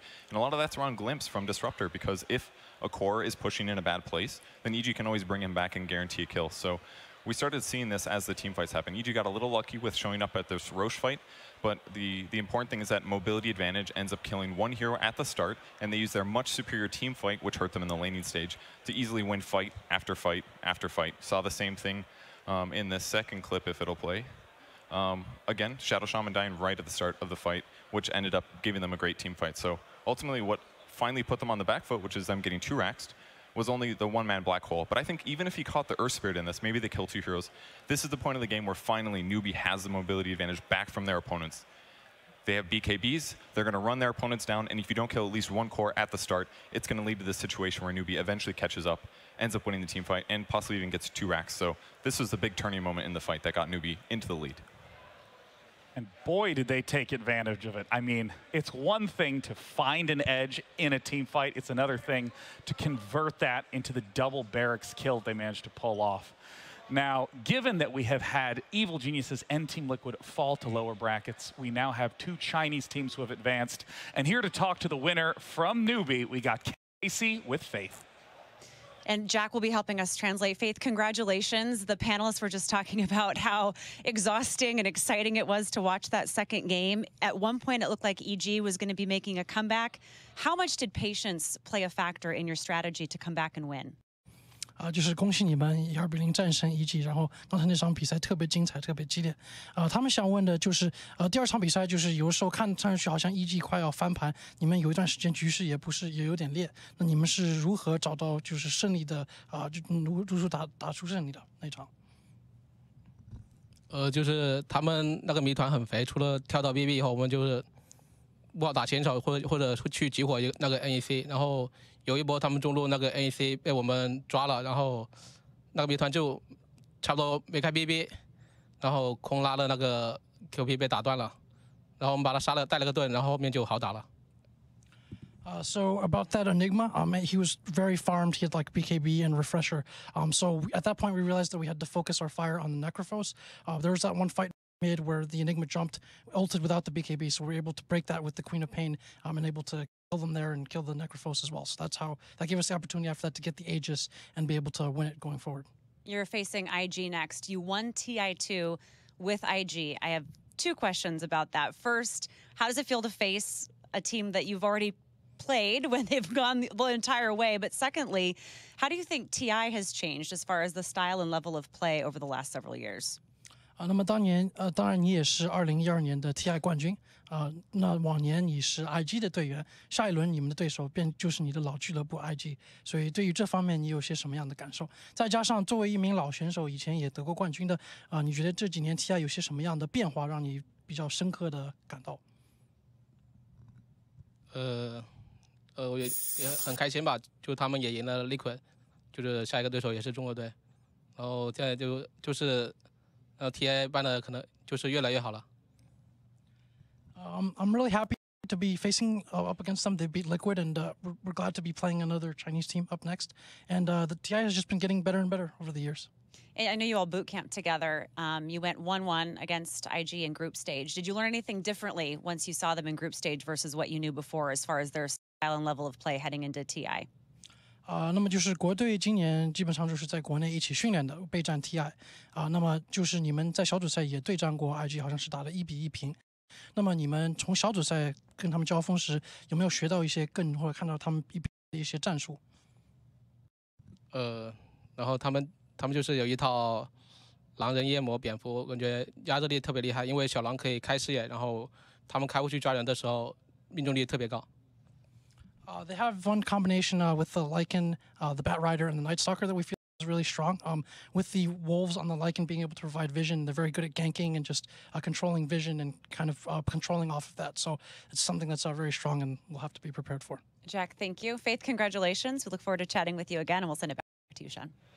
Thank you so much. I'd like to stress again, I cannot believe how calm Newbie played during that entire game, especially with the black holes. Truly just unbelievable that they were able to convert in that position. I mean, I'm surprised at how calm Faith actually is after that match. I would be losing my mind. He is an experienced veteran. This is not his first time on the TI stage.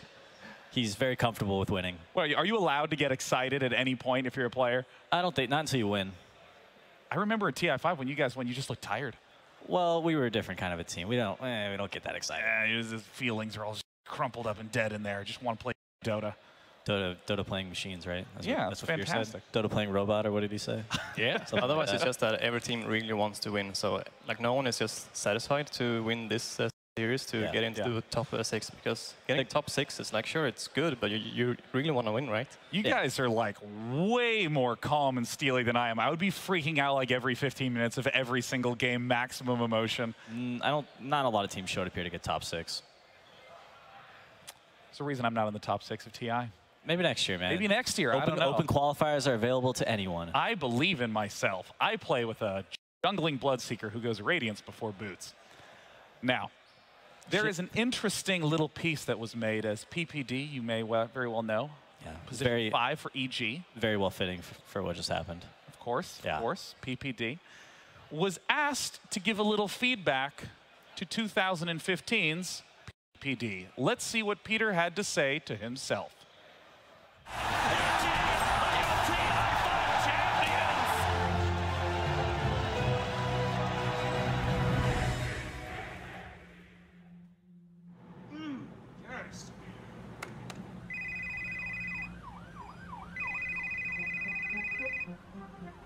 Hello?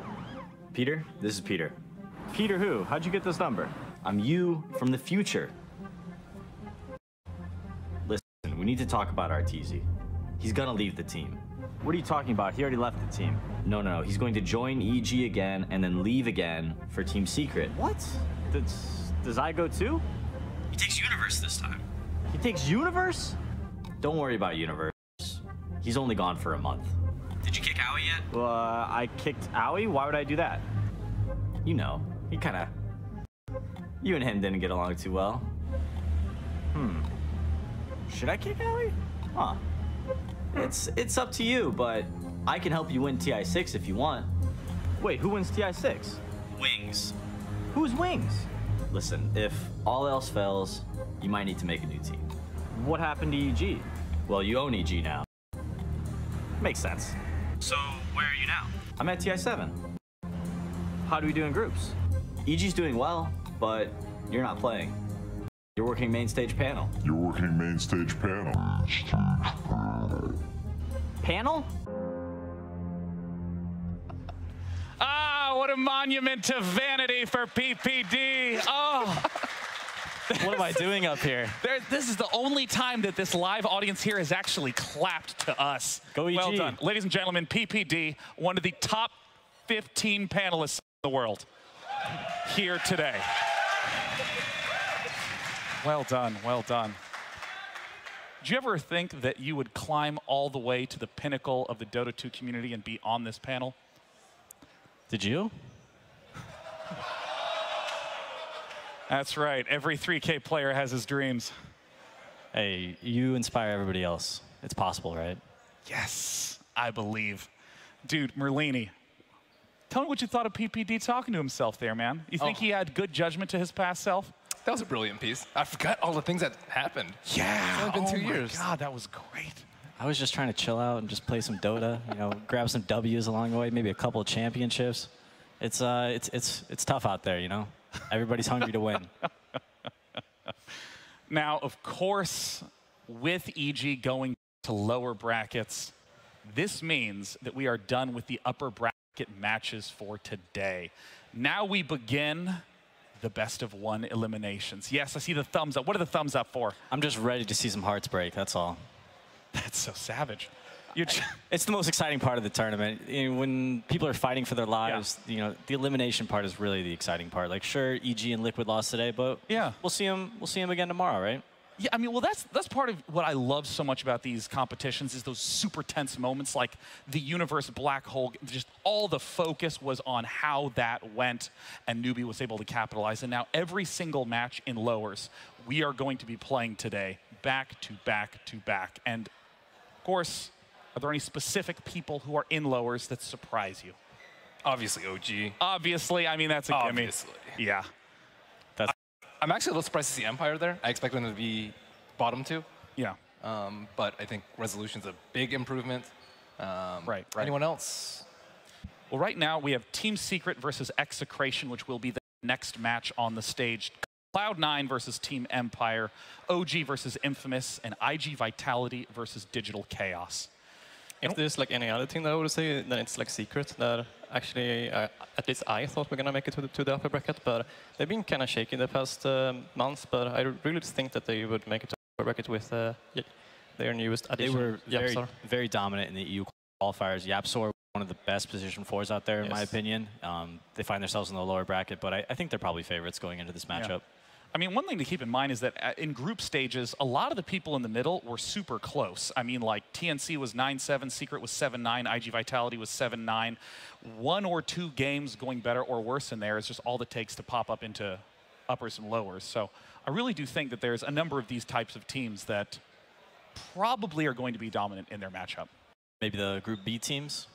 2 Group B winners today. I was talking crap on Group B earlier. Yeah, man. He's just getting smacked. Dude, Group B is where it's at. And in fact, to get a little bit of insight into one of the competitors, into Team Secret, we have an interview with Casey. You placed 4th at TI6 with Fnatic, so I'm curious what brought you to Team Secret. I always wanted to play with Puppy because he's like one of the best captains, right?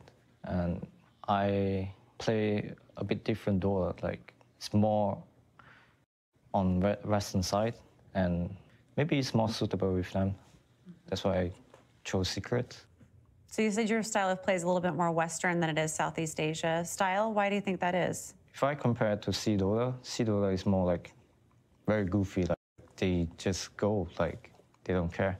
And I think I care more about like objective sometimes. And back in Fnatic, like I have different opinions between my teammates, and you don't just go with the flow all the time. Do you feel like you can be more yourself on this particular team than other teams? Yeah, I think so. Yeah? I'm in control right now. There's a balance? Yeah, there's a balance. You mentioned that you always wanted to be captained by Puppy. How is his style as a captain and as a leader on the team different from other captains that you've had? In Fnatic, I had Mushi as my captain, and I think the difference is like Mushi is more emotional, deep inside of him, so sometimes he couldn't control his emotion, and then things just blows up. And Puppy is more like calm, and even he has some kind of emotions in it, he will just control it. He will make you understand like what you should be doing in the game and what you should not. He will not make you feel like everything is your fault.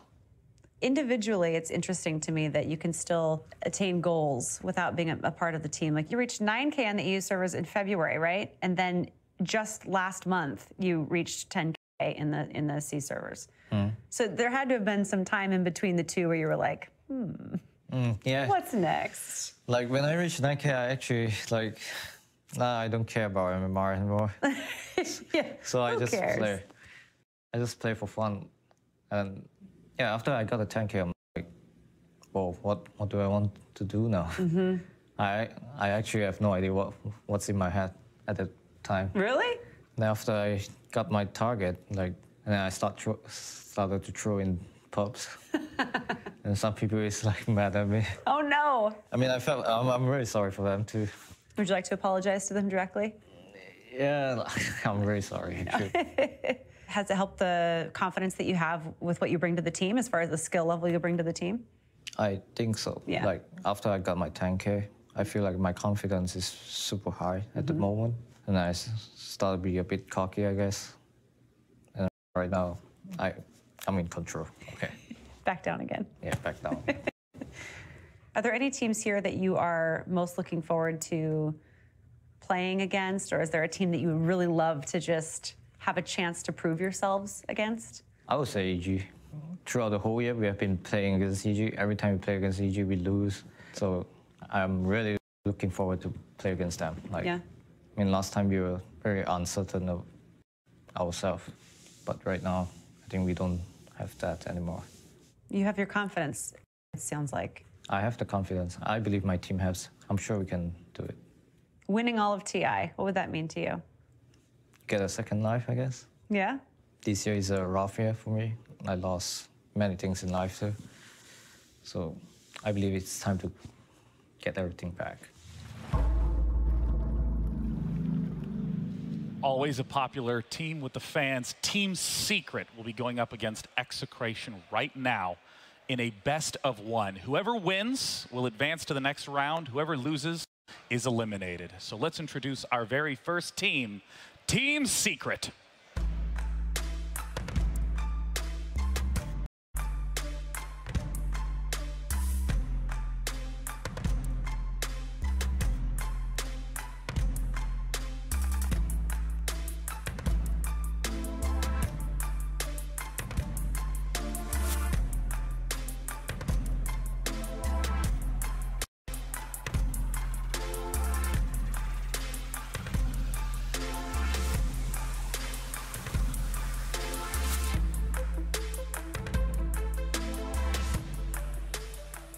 And of course, Team Secret, I mean, we heard it in the interview, said that Puppy wants to try to keep the calm among all of his teammates, since it's really important to make sure that no one feels too much responsibility on the team. I think the thing that he said about Puppy, about that he wanted to play with him because he's a great captain, I can really agree with that. Like, Puppy has had a couple of teams the past years. First, he played with Navi, super successful.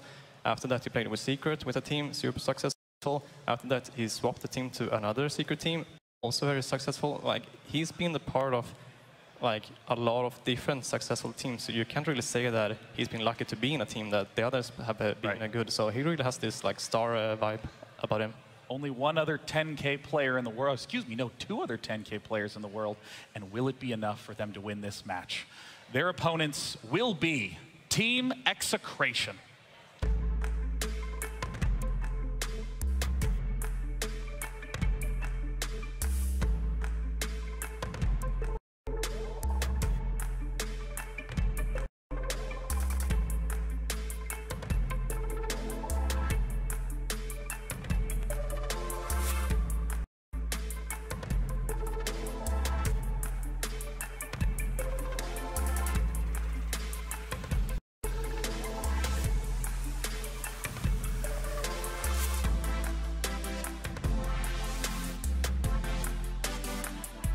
Team Execration, second to last in their groups, but they did go 5-11 taking many games off top teams along the way and narrowly making their way to the main event in lower bracket today. Who are the players to look for on Team Execration, which is a team that doesn't have as much name recognition as a team secret?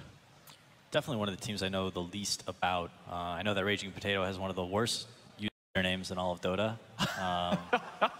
But they managed to get a couple of victories throughout the group stage that had a huge impact on the standings. I know they took the game off of OG when OG needed it most. Yes. So definitely capable of putting up some big wins, especially in this best-of-1 format. Of course, especially when you're playing at these stakes, it doesn't matter if your record is a poor one because every single win is representative of incredible strength. And to get you a little bit more insight into Team Execration, we have an interview with Raging Potato himself with Casey. So you were already on Execration back in 2014. Yeah. You left to return to Mineski, and now you're back. What brought you back to Execration? At first, I was planning to have a little break. I'm not even planning to play in the TI qualifiers. I feel lost at that moment because I'm really tired about going back and forth to Malaysia and Philippines. Oh, okay. Because we're boot camping in Malaysia when I'm in Mineski. So what changed your mind? Coming back to Dota? And... The Execration manager was way back friend of mine. That's why he kept on insisting that I should play even just for the qualifiers. And how did it feel coming back for the qualifiers? I gave it my all because at first we're like having troubles with our players, having communication issues in the team. Then I started to think harder and harder how to win a slot for us. What are your goals for how far you want to get in TI? I mean, a lot of people are calling you the big underdogs here. Do you think that you might surprise people?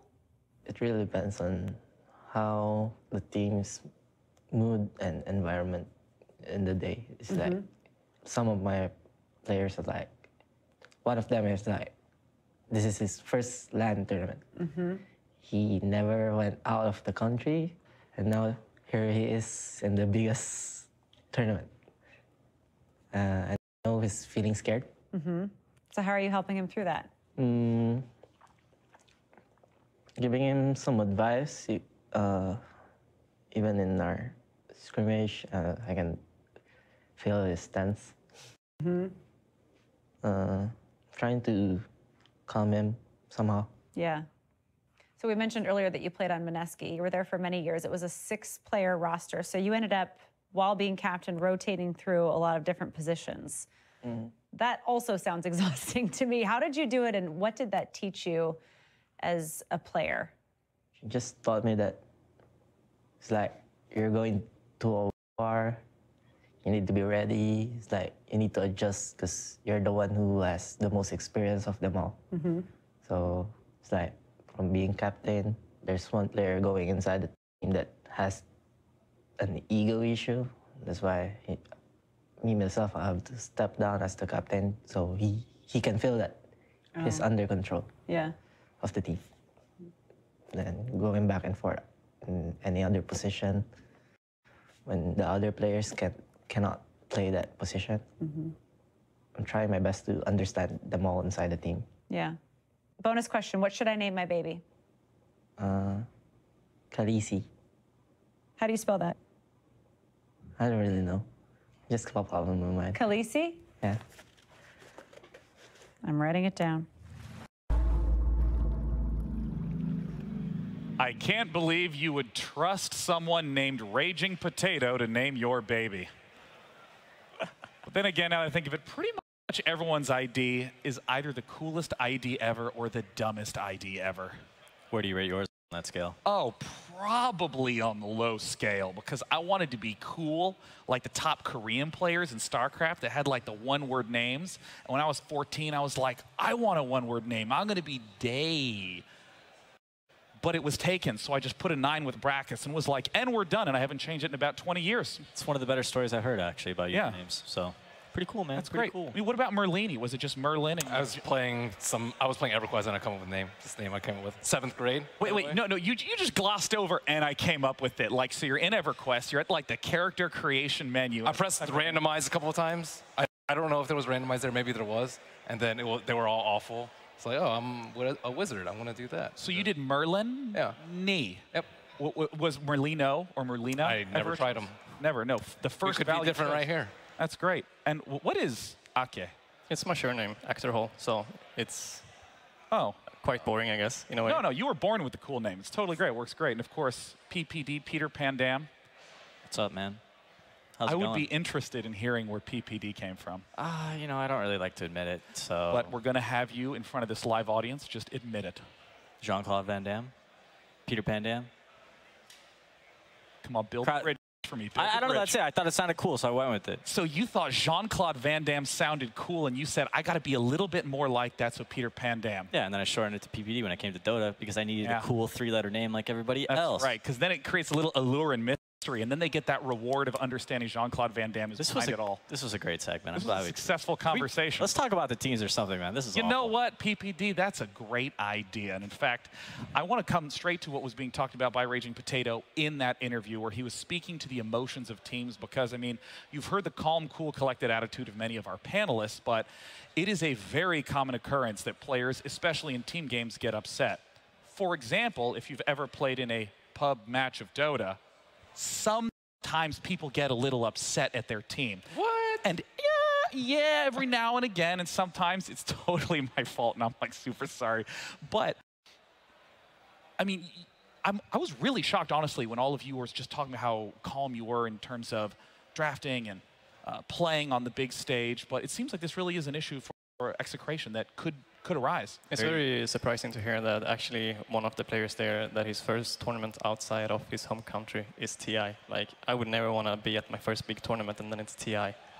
Sure. That's going to be amazing for him in, I don't know if it's a good way or bad way, but... At least he's at TI, yeah. Right? I mean, there's a bunch of players who want to be here that aren't here. For sure. But, I mean, in terms of, like, how this actually impacts the game, when there's two people who are trying to call shots, two people who are trying to, in a sense, captain the team, do you find this can ever work, or is it more beneficial to have one shot caller? I think it can work. I think having, like, two leaders is pretty good, especially somebody, you know, on the support side who's directing the early game, and then you have a carry who kind of knows where the game is headed and how strong they are. Generally, they're the ones that need to identify timings of, hey, I'm ready to fight, and you have that secondary leader who can back up that first leader's decision, or they can make a decision together. Right. The only thing that everyone needs to know is when you have to decide which ID that you have to go for. So you have to have a real captain, but then you can have other people who can come in with IDs as well. Everybody contributes, but it is important to have somebody who pulls the trigger. Yeah, because if there's no authoritative voice in the team, it's so easy for any sort of panic or different contrasting decision-making to kick in. It sounds tough for Raging Potato. I think he has a really tough job because he plays core, and then he has to manage his other teammates, and that guy's crazy. He's like the offlane cuckoo. Yeah, and I mean, one of the things that he's going to be up against is Puppy, who is a pretty legendary name in the Dota community. And I'm very excited to see how the two captains will match up against one another. Let's go straight into game one, the only game between Team Secret and Execration. Teams versus Execration. Game one. Puppy, of course, legendary drafter. Long before I even knew how to play Dota, the name of Puppy surpassed the game itself, and I constantly heard about how brilliant of a strategist he was in that drafting phase. And I've never really gotten to talk to anyone about what it is that makes him so exceptional. Sometimes he has his weaknesses. Sometimes he's really, really good. He knows exactly what to do at the right time. He'll tell you specifically what item to build, where you need to be if he thinks that you aren't going to do the right thing. So I think that's one thing he does very, very well is micromanage. Yeah. Very strong personality. I would say he's a bit arrogant at times, a little like bullheaded, I guess. A weakness he has is that he's a bit stubborn. So even if he loses with some lineup a couple of times, he still wants to make it work. Yeah, I mean, it's almost like the exact skill trait that would make you a good captain, which is looking at 4 other unbelievable players and saying, I know exactly what you should do, right? That can possibly get in the way of decision-making at other points. We see the usual bans, Nyx Assassin, Faceless Void, Puck, and Lich, 4 of the most popular picks that we've seen. But a very unusual first pick, having that Witch Doctor. Yeah. We've seen a couple of first-pick Witch Doctors in this tournament. not the biggest fan of the pick, but it reminds me of like an ogre as well. We see it a little bit from VP. It's a hero they like to first pick a lot. It's very, I don't know, it doesn't show a lot, and now they can use this second pick to really pick something that matches up well against the Sand King and Lycan. And it's going to be a Bat Rider, who's been an extremely popular pick throughout this entire tournament. Essentially a character based much around his ultimate of Lasso, snatching a single character and drawing him out to the rest of your team so that you're only fighting 5-on-4s for the rest of the game. He lanes very well versus both Sand King and Lycan, and some BKB lockdown with the Lasso for Lycan when he eventually picks up that item will be very useful. It seems like Secret really wants to have strong lanes, because Witch Doctor is also one of the strongest laning heroes with his cask, and also the sustain he has with his heal. We might see some weird heroes in this matchup too. I think Secret, they've been first phasing PL, which only a couple teams have been doing. I also think we could potentially see a Huskar pick coming out from either team in this matchup too. It is a best of one. Yep. We have seen some Huskar cheese in the past. We have. So I don't know if this is a incorrect assessment, but as I was slowly learning more and more Dota and just occasionally watching esports matches where Secret was in attendance, it always seemed like they would be one of the teams most comfortable with picking non-meta heroes. I mean, is that correct? I mean, I've just seen some drafts that are nuts. I've heard some commentators talk about it in the games. Goes back to what he said about Puppy being stubborn. Like, if he thinks his hero is good, he's going to pick it, whether or not everyone else is not going to pick it, or everyone else thinks it's terrible. And that's what Ake was talking about earlier today, is you don't want to chase anybody. You want to create your own path. You want to win with the heroes that you think are good, and then watch everybody else try and figure you out. Well, thus far, no team is really betraying. We've had a lot of heroes out of picked. Control, yeah. Yeah, I mean, what do we have, like 107, 108 total heroes picked? We are currently at 108 of 112. They don't have Bane, who's my favorite hero. I love Bane. Bane's actually not bad. I wouldn't be surprised if we saw him at some point. He's just, there's other heroes that kind of fill the same roles that he does a little bit better. 10 seconds remaining. What do we got here? We got some bans, Invoker Sven, and then a Quap, and then wait on this last one here. That's Sven ban against with Lycan. Once again, we saw it from EG in the last series. Queen of Pain banned out. Queen of Pain lanes pretty well against Bat, but I doubt Bat would go mid. Usually in the offlane, I guess. Haven't seen Batman in a long time. Omni ban. Are they afraid of Huskar, that they will pick it since they banned Omni Knight? Omni Huskar? Omni Huskar, is that a thing? Not with Lycan, I think. Yeah, I think Huskar Lycan would be a little bit too much raw damage and not enough control. Lycan really loves heroes that can set up kills for him. Secret been picking some Necrophos as well, right? They really like to have these active carry heroes. Necrophos is great versus Lycan. Yeah. Big fan. You can make yourself ethereal and be immune to Fizzler. Nobody can right-click you.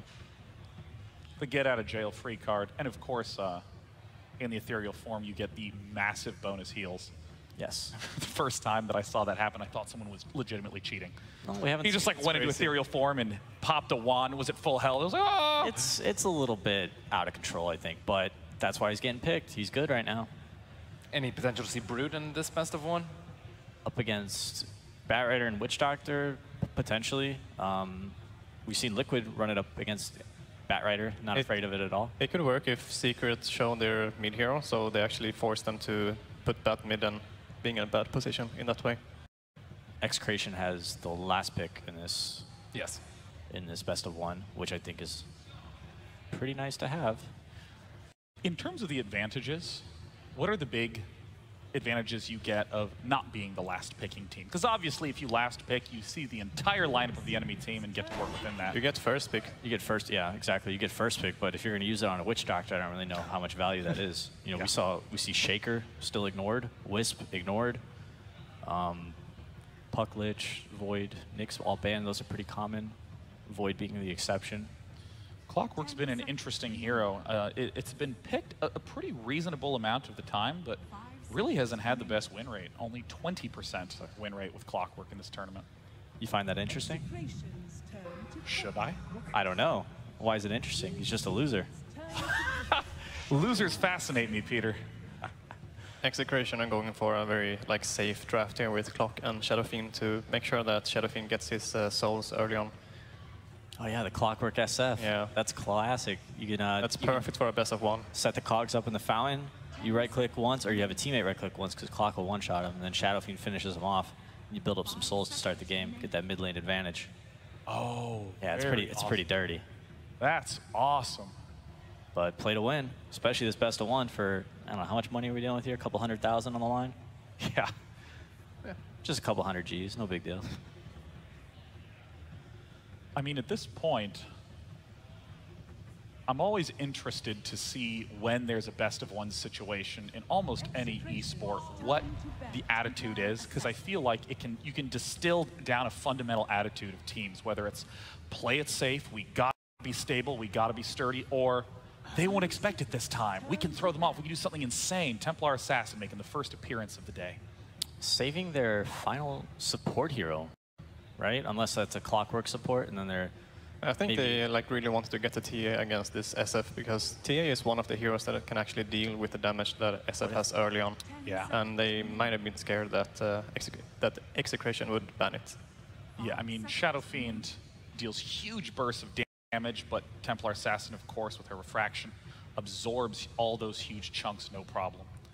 TA infamous for doing single target damage, oftentimes struggle up against summons and illusions.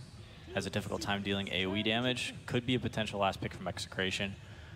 I think that it's very possible that they pick another core here and put Clockwork and Sand King on support to kind of have that surprise, almost best of one cheese element to their draft. And Team Secret really looks like they just need someone with great damage. Do you think that it would be possible to choose a core that needs a little less babysitting to allow Rubik and Witch Doctor to go about the map, or do you think that they really want to leverage how nice Witch Doctor can be to have in lane? I think having someone that can do well against Clockwork and Sand King in lane is fine, but I would really worry that these are not the core heroes that Execration is going to use. I think that that fifth hero is probably going to be another core. You can always just go something safe, like Lifestealer I think is pretty safe. You have Bat Rider on your team, seems pretty doable. Lifestealer could be good. Not really bad versus any of their heroes. It's pretty good for Shadow Fiend. Yeah. What are some other possible options for Team Secret that would be good and bad? I think the Necrophos is something that they, as I said before, is something that they picked, but I think they lack a bit of damage to be able to bear some. I mean, they could lasso into the Necrophos ultimate, but that means that the TA has to jump in and hit there as well. How do you feel about Anti-Mage? I think MP just plays the weird heroes though all the time. It's like PL, PA, Necrophos, Huskar. And Anti-Mage is quite bad against Lycan, right? Phantom Lancer one time. Yes! Oh, that's your hero. Yeah, dude, Phantom Lancer and Bane, I absolutely adore, and Phantom Lancer is really nice for being able to participate Shadow Fiend earlier in the Shadow Fiend's pretty alright against PL. Yeah, he is. The thing is, they've been picking it all the time. I'm very unsurprised to see them pick it up because they did pick it up first phase. Sven's already banned out by Execration themselves. Lycan struggles a lot versus PL. Yeah, Timber would be decent, I suppose. Timbersaw could be. I like Timber. Lots of armor. I think he's one of the best ones versus Phantom Lancer. Yeah, and even though PL does get that defusal eventually, which can present problems for Timbersaw, Timbersaw can just kill all those illusions immediately. I do like. I like that. I like Timbersaw a lot. We'll see if they go for it, but they could also still just pick like some ranged 5-position support. Let's see. I always like Crystal Maiden, but it's so bad. God, Crystal Maiden versus I PL. can't stand Crystal Maiden. Now that the jungle camps don't give you enough experience. And she's so slow. She got nerfed like so many times. Yeah, she's pretty bad. Just insane. I always liked playing CM against PL though. Yeah. You can just ult and PL actually can't do anything to you. It's great. So what would you describe as the quality of the last pick that Execration really needs? They need more AoE. Stun, a little more AoE. Silencer. Silencer. Okay. So that is going to be support silencer, I would imagine? I think so, right? Okay. Well, at this point in time, the lineups have been locked.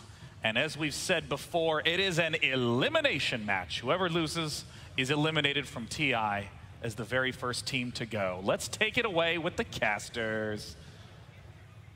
The underdog story is always a beautiful thing. It is even better when it's elimination games at TI. Execration versus Team Secret. Team Secret are actually no strangers recently to that underdog position, but now they're coming in as the favorites. Do you think they have what it takes? I'm not sure who really is the underdog in this matchup. I think it's very hard to say. Like this group stage has shown already that the scores aren't really necessarily representative of who you should consider the favorites, or maybe every underdog is just winning right now. Yeah. But you know, I think fair enough to say on paper Secret should be the favorites, but Execration showed pretty good good form in the groups. Sure, they went to the lower bracket, which, you know, half the teams will, yeah. or actually a little less than half, but a couple got knocked out. We cut the extra fat off. But I think Execration have what it takes. I think they have a draft they're very comfortable with. The panel were discussing, like, what does this last pick need to be? They went for something completely different. So it seems like they're very comfortable with the silencer being played by RR in this game. Secret, on the other hand, have comfort picks. I just feel like their team fight in this lineup looks really lackluster. I'm a bit worried for them going into that. Well, the panel were kind of touching on it, right? They're looking at individual pickups. Like, I was sitting here wondering if we're going to get the Yapsol Rubik. I was then gratified with the Yapsol pickup. But then you got the Templar Assassin in mid, very, very single target focused. And maybe that's the way they're thinking about it. The team fights will just never happen. If they play the fun, fast-paced game against Execration, is that the approach that maybe they're looking for in their draft? It's possible that they try to do that. We're going to have to see. I think Execration's lineup definitely has what it takes to fight back. You look at their lineup, they have many of these pretty fast-paced heroes themselves. A hero like Clockwork, Sand King, Shadow Fiend with Cogs, as mentioned by the panel, also comes online very quickly.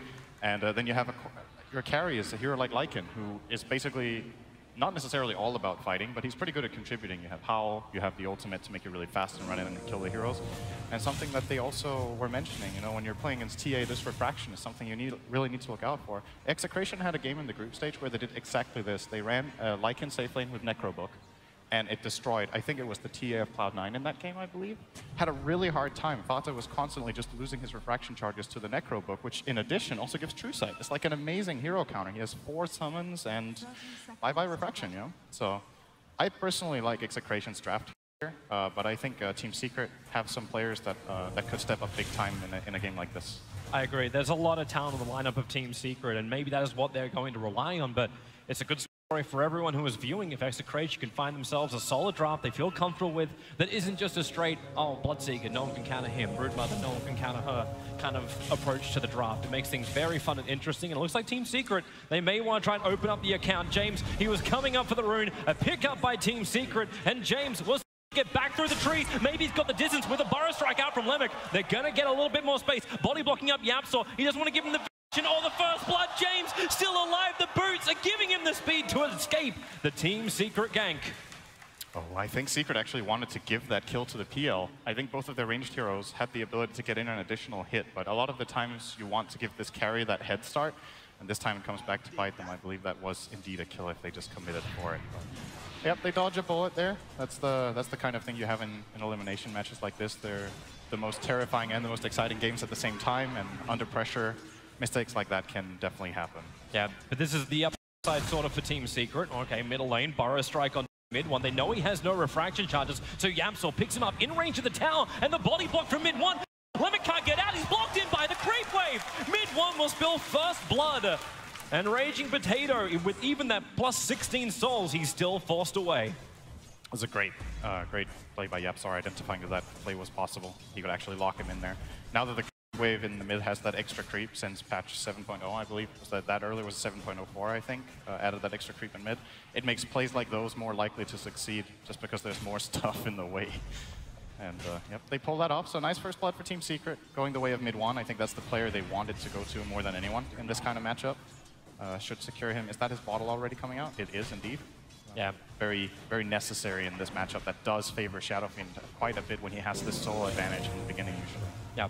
Especially when Lemek was also looking for the kill. You could see them prepping with their attacks previously. Raging Potato was beating into mid one. They knew his cooldown timing of refraction, and they tried to capitalize on that. But yeah, as you said, Team Secret, Yapsor, in the right place and right time. We were kind of expecting that from his Rubik.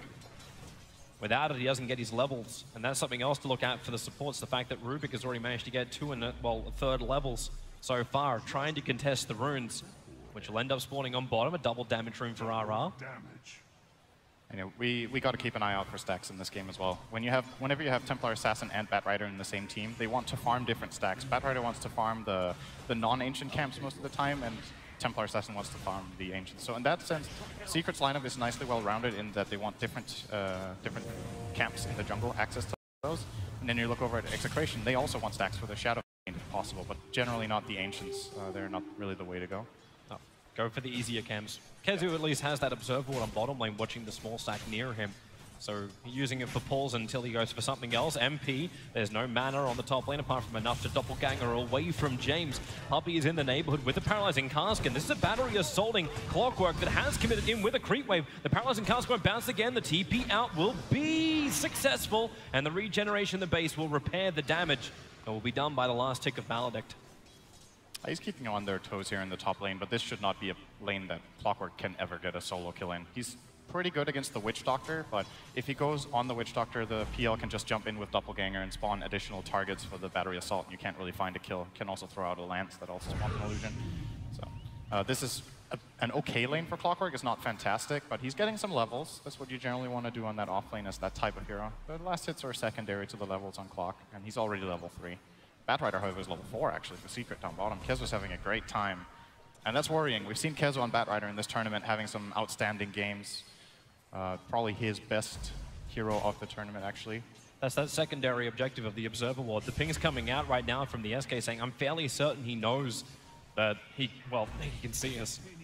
And that's problematic because it means the rotations, like Rubik was already getting a little bit of early information, having a little battle with RR as they ran around through the Radiant jungle. Top lane, troublesome, Puppey actually locked in with the Clockwork. The battery assault damage will be enough for James to get the kill. There was not much more MP could do about it.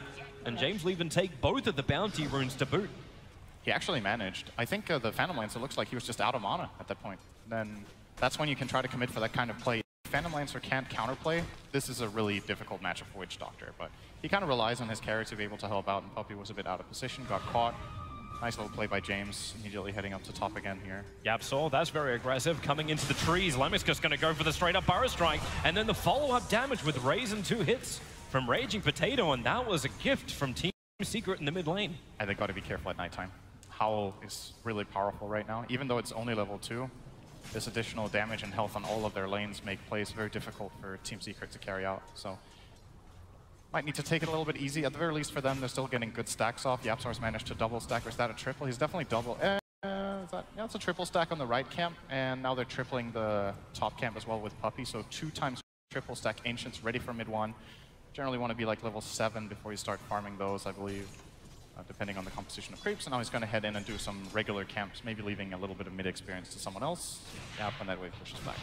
You do have 2 supports who are going to be itching for it. Both the Witch Doctor as well as the Rubik benefit from having 1, the level 6, but 2, just level increase on those supports. Rubik for the burst damage, Puppey for the more control that he's able to offer as a Witch Doctor. Especially when he's sacrificing himself so much. We talk about Puppey being the hard 6 position in a team with well, I'll say with Team with Secret, just with Yapsor. He's the guy that takes everything else. Yeah, I like that you point this out because when it comes to this support duo, it's actually a pretty strange pairing. This is kind of a thing of the past, running 2 ranged supports like this. Most of the time, your position 4 is more of a melee hero that is tankier, can go for these aggressive plays, similar to like what the Sand King is of Blue We've seen a lot of Nyx Assassin. MP, really? James under the tower, Puppey has to let the paralyzing cast go, and cuts apart 3, even body blocks him out, making it impossible for James to go through the trees. Another TP out to safety. Does he have the life? He'll go back to base and barely surviving. Clutch. That was really close. Oh boy. He's kind of pressing his luck here a bit, but forcing MP back to base at the same time he forces himself back is a pretty okay trade-off for the Clockwork. Maybe slightly Secret favored because of course the Witch Doctor can go and take some XP in the lane, but that wasn't the worst thing in the world for James. Team Secret also get a little bit more of an advantage looking towards that mid lane. Raging Potato disappeared into the jungle at the same time as mid 1 did, but mid 1 came back earlier. He came back with the catapult wave, which is still alive, beating into that mid tower, dropping it down to 286. So Raging Potato got a little bit of farm, but as you said, mid 1 is level 7. He now has that and can look towards the Ancients. And Yapsor, this is where he also leeches so hard. You push the Rubik closer towards that level 6, closer towards that the big burst damage where his rotations become more powerful. And, this time you're not getting out. That is not happening. His TP's on cooldown. He's got 4-1 charges, creates the space for the clocks. Nice. Never. Okay, no, there's your Lancers. James, maybe Lemmick, get rid of the illusions of Fate Bolt from Yapsor. That comes securing the kill. The signature Fate Bolt, that's unnecessary, but just needs that gold on the Rubik, you know? That was necessary. I sense a level of salt. 100% dead from that last tick of Maledict. Okay, I should just point out, no one here. For the former Yapsor teammate, Syndra and sitting next to me, he's going to possess more salt than PPD during this game. That's hard to do. I can actually give you a little bit more of a background to this game. Speaking of past history with players. Mid 1 TA knocked me out last year in a best of 1 elimination game. That's what Fnatic actually turned to in that game as well. So it's a very, I think if you look at mid 1 and you're like, okay, we're playing a best of 1 elimination game, we want to give him his best, most comfortable hero in high pressure situations, this is the one. This is basically a repeat of last year with Fnatic. Yeah, when mid 1 was playing that. So. And we really have seen like games with Templar Assassin. She can sit like a couple of thousand net worth in front and is able to carry a team. Like, all you need to do is have just that little bit of momentum, and they've got it so far. It's also just the pacing of the best of 1 elimination games. Like, teams are generally likely to play a little more cautiously and slower. And then a hero like TA that can abuse stacks can be a very powerful tool to have in your arsenal. You see, the Execration side has barely even contested these stacks right now. They've mainly been playing their own side of the map. The Clockwork has been putting some pressure top, but apart from that, we've barely even seen their heroes cross the river. So if that's how you're going to play, TA is a pretty damn amazing pick for this kind of stuff. And just need to wait to see when mid 1 wants to farm these stacks. They would take him up to level 10.5, I think, and about 80, 90 CS. Oh, if he had Firefly, he really would have gone for that. Had Lasso off cooldown and 3 sticky napalm stacks on the Lycan. That was probably the best opportunity, even though he kept walking under the tower. So maybe not the greatest positioning. So Yapzor's taking up the middle. Looks like they're also going to give Lemic that kind of space to farm up there while TA's gone jungle. Kezu on the run, but he'll be okay. So this is that.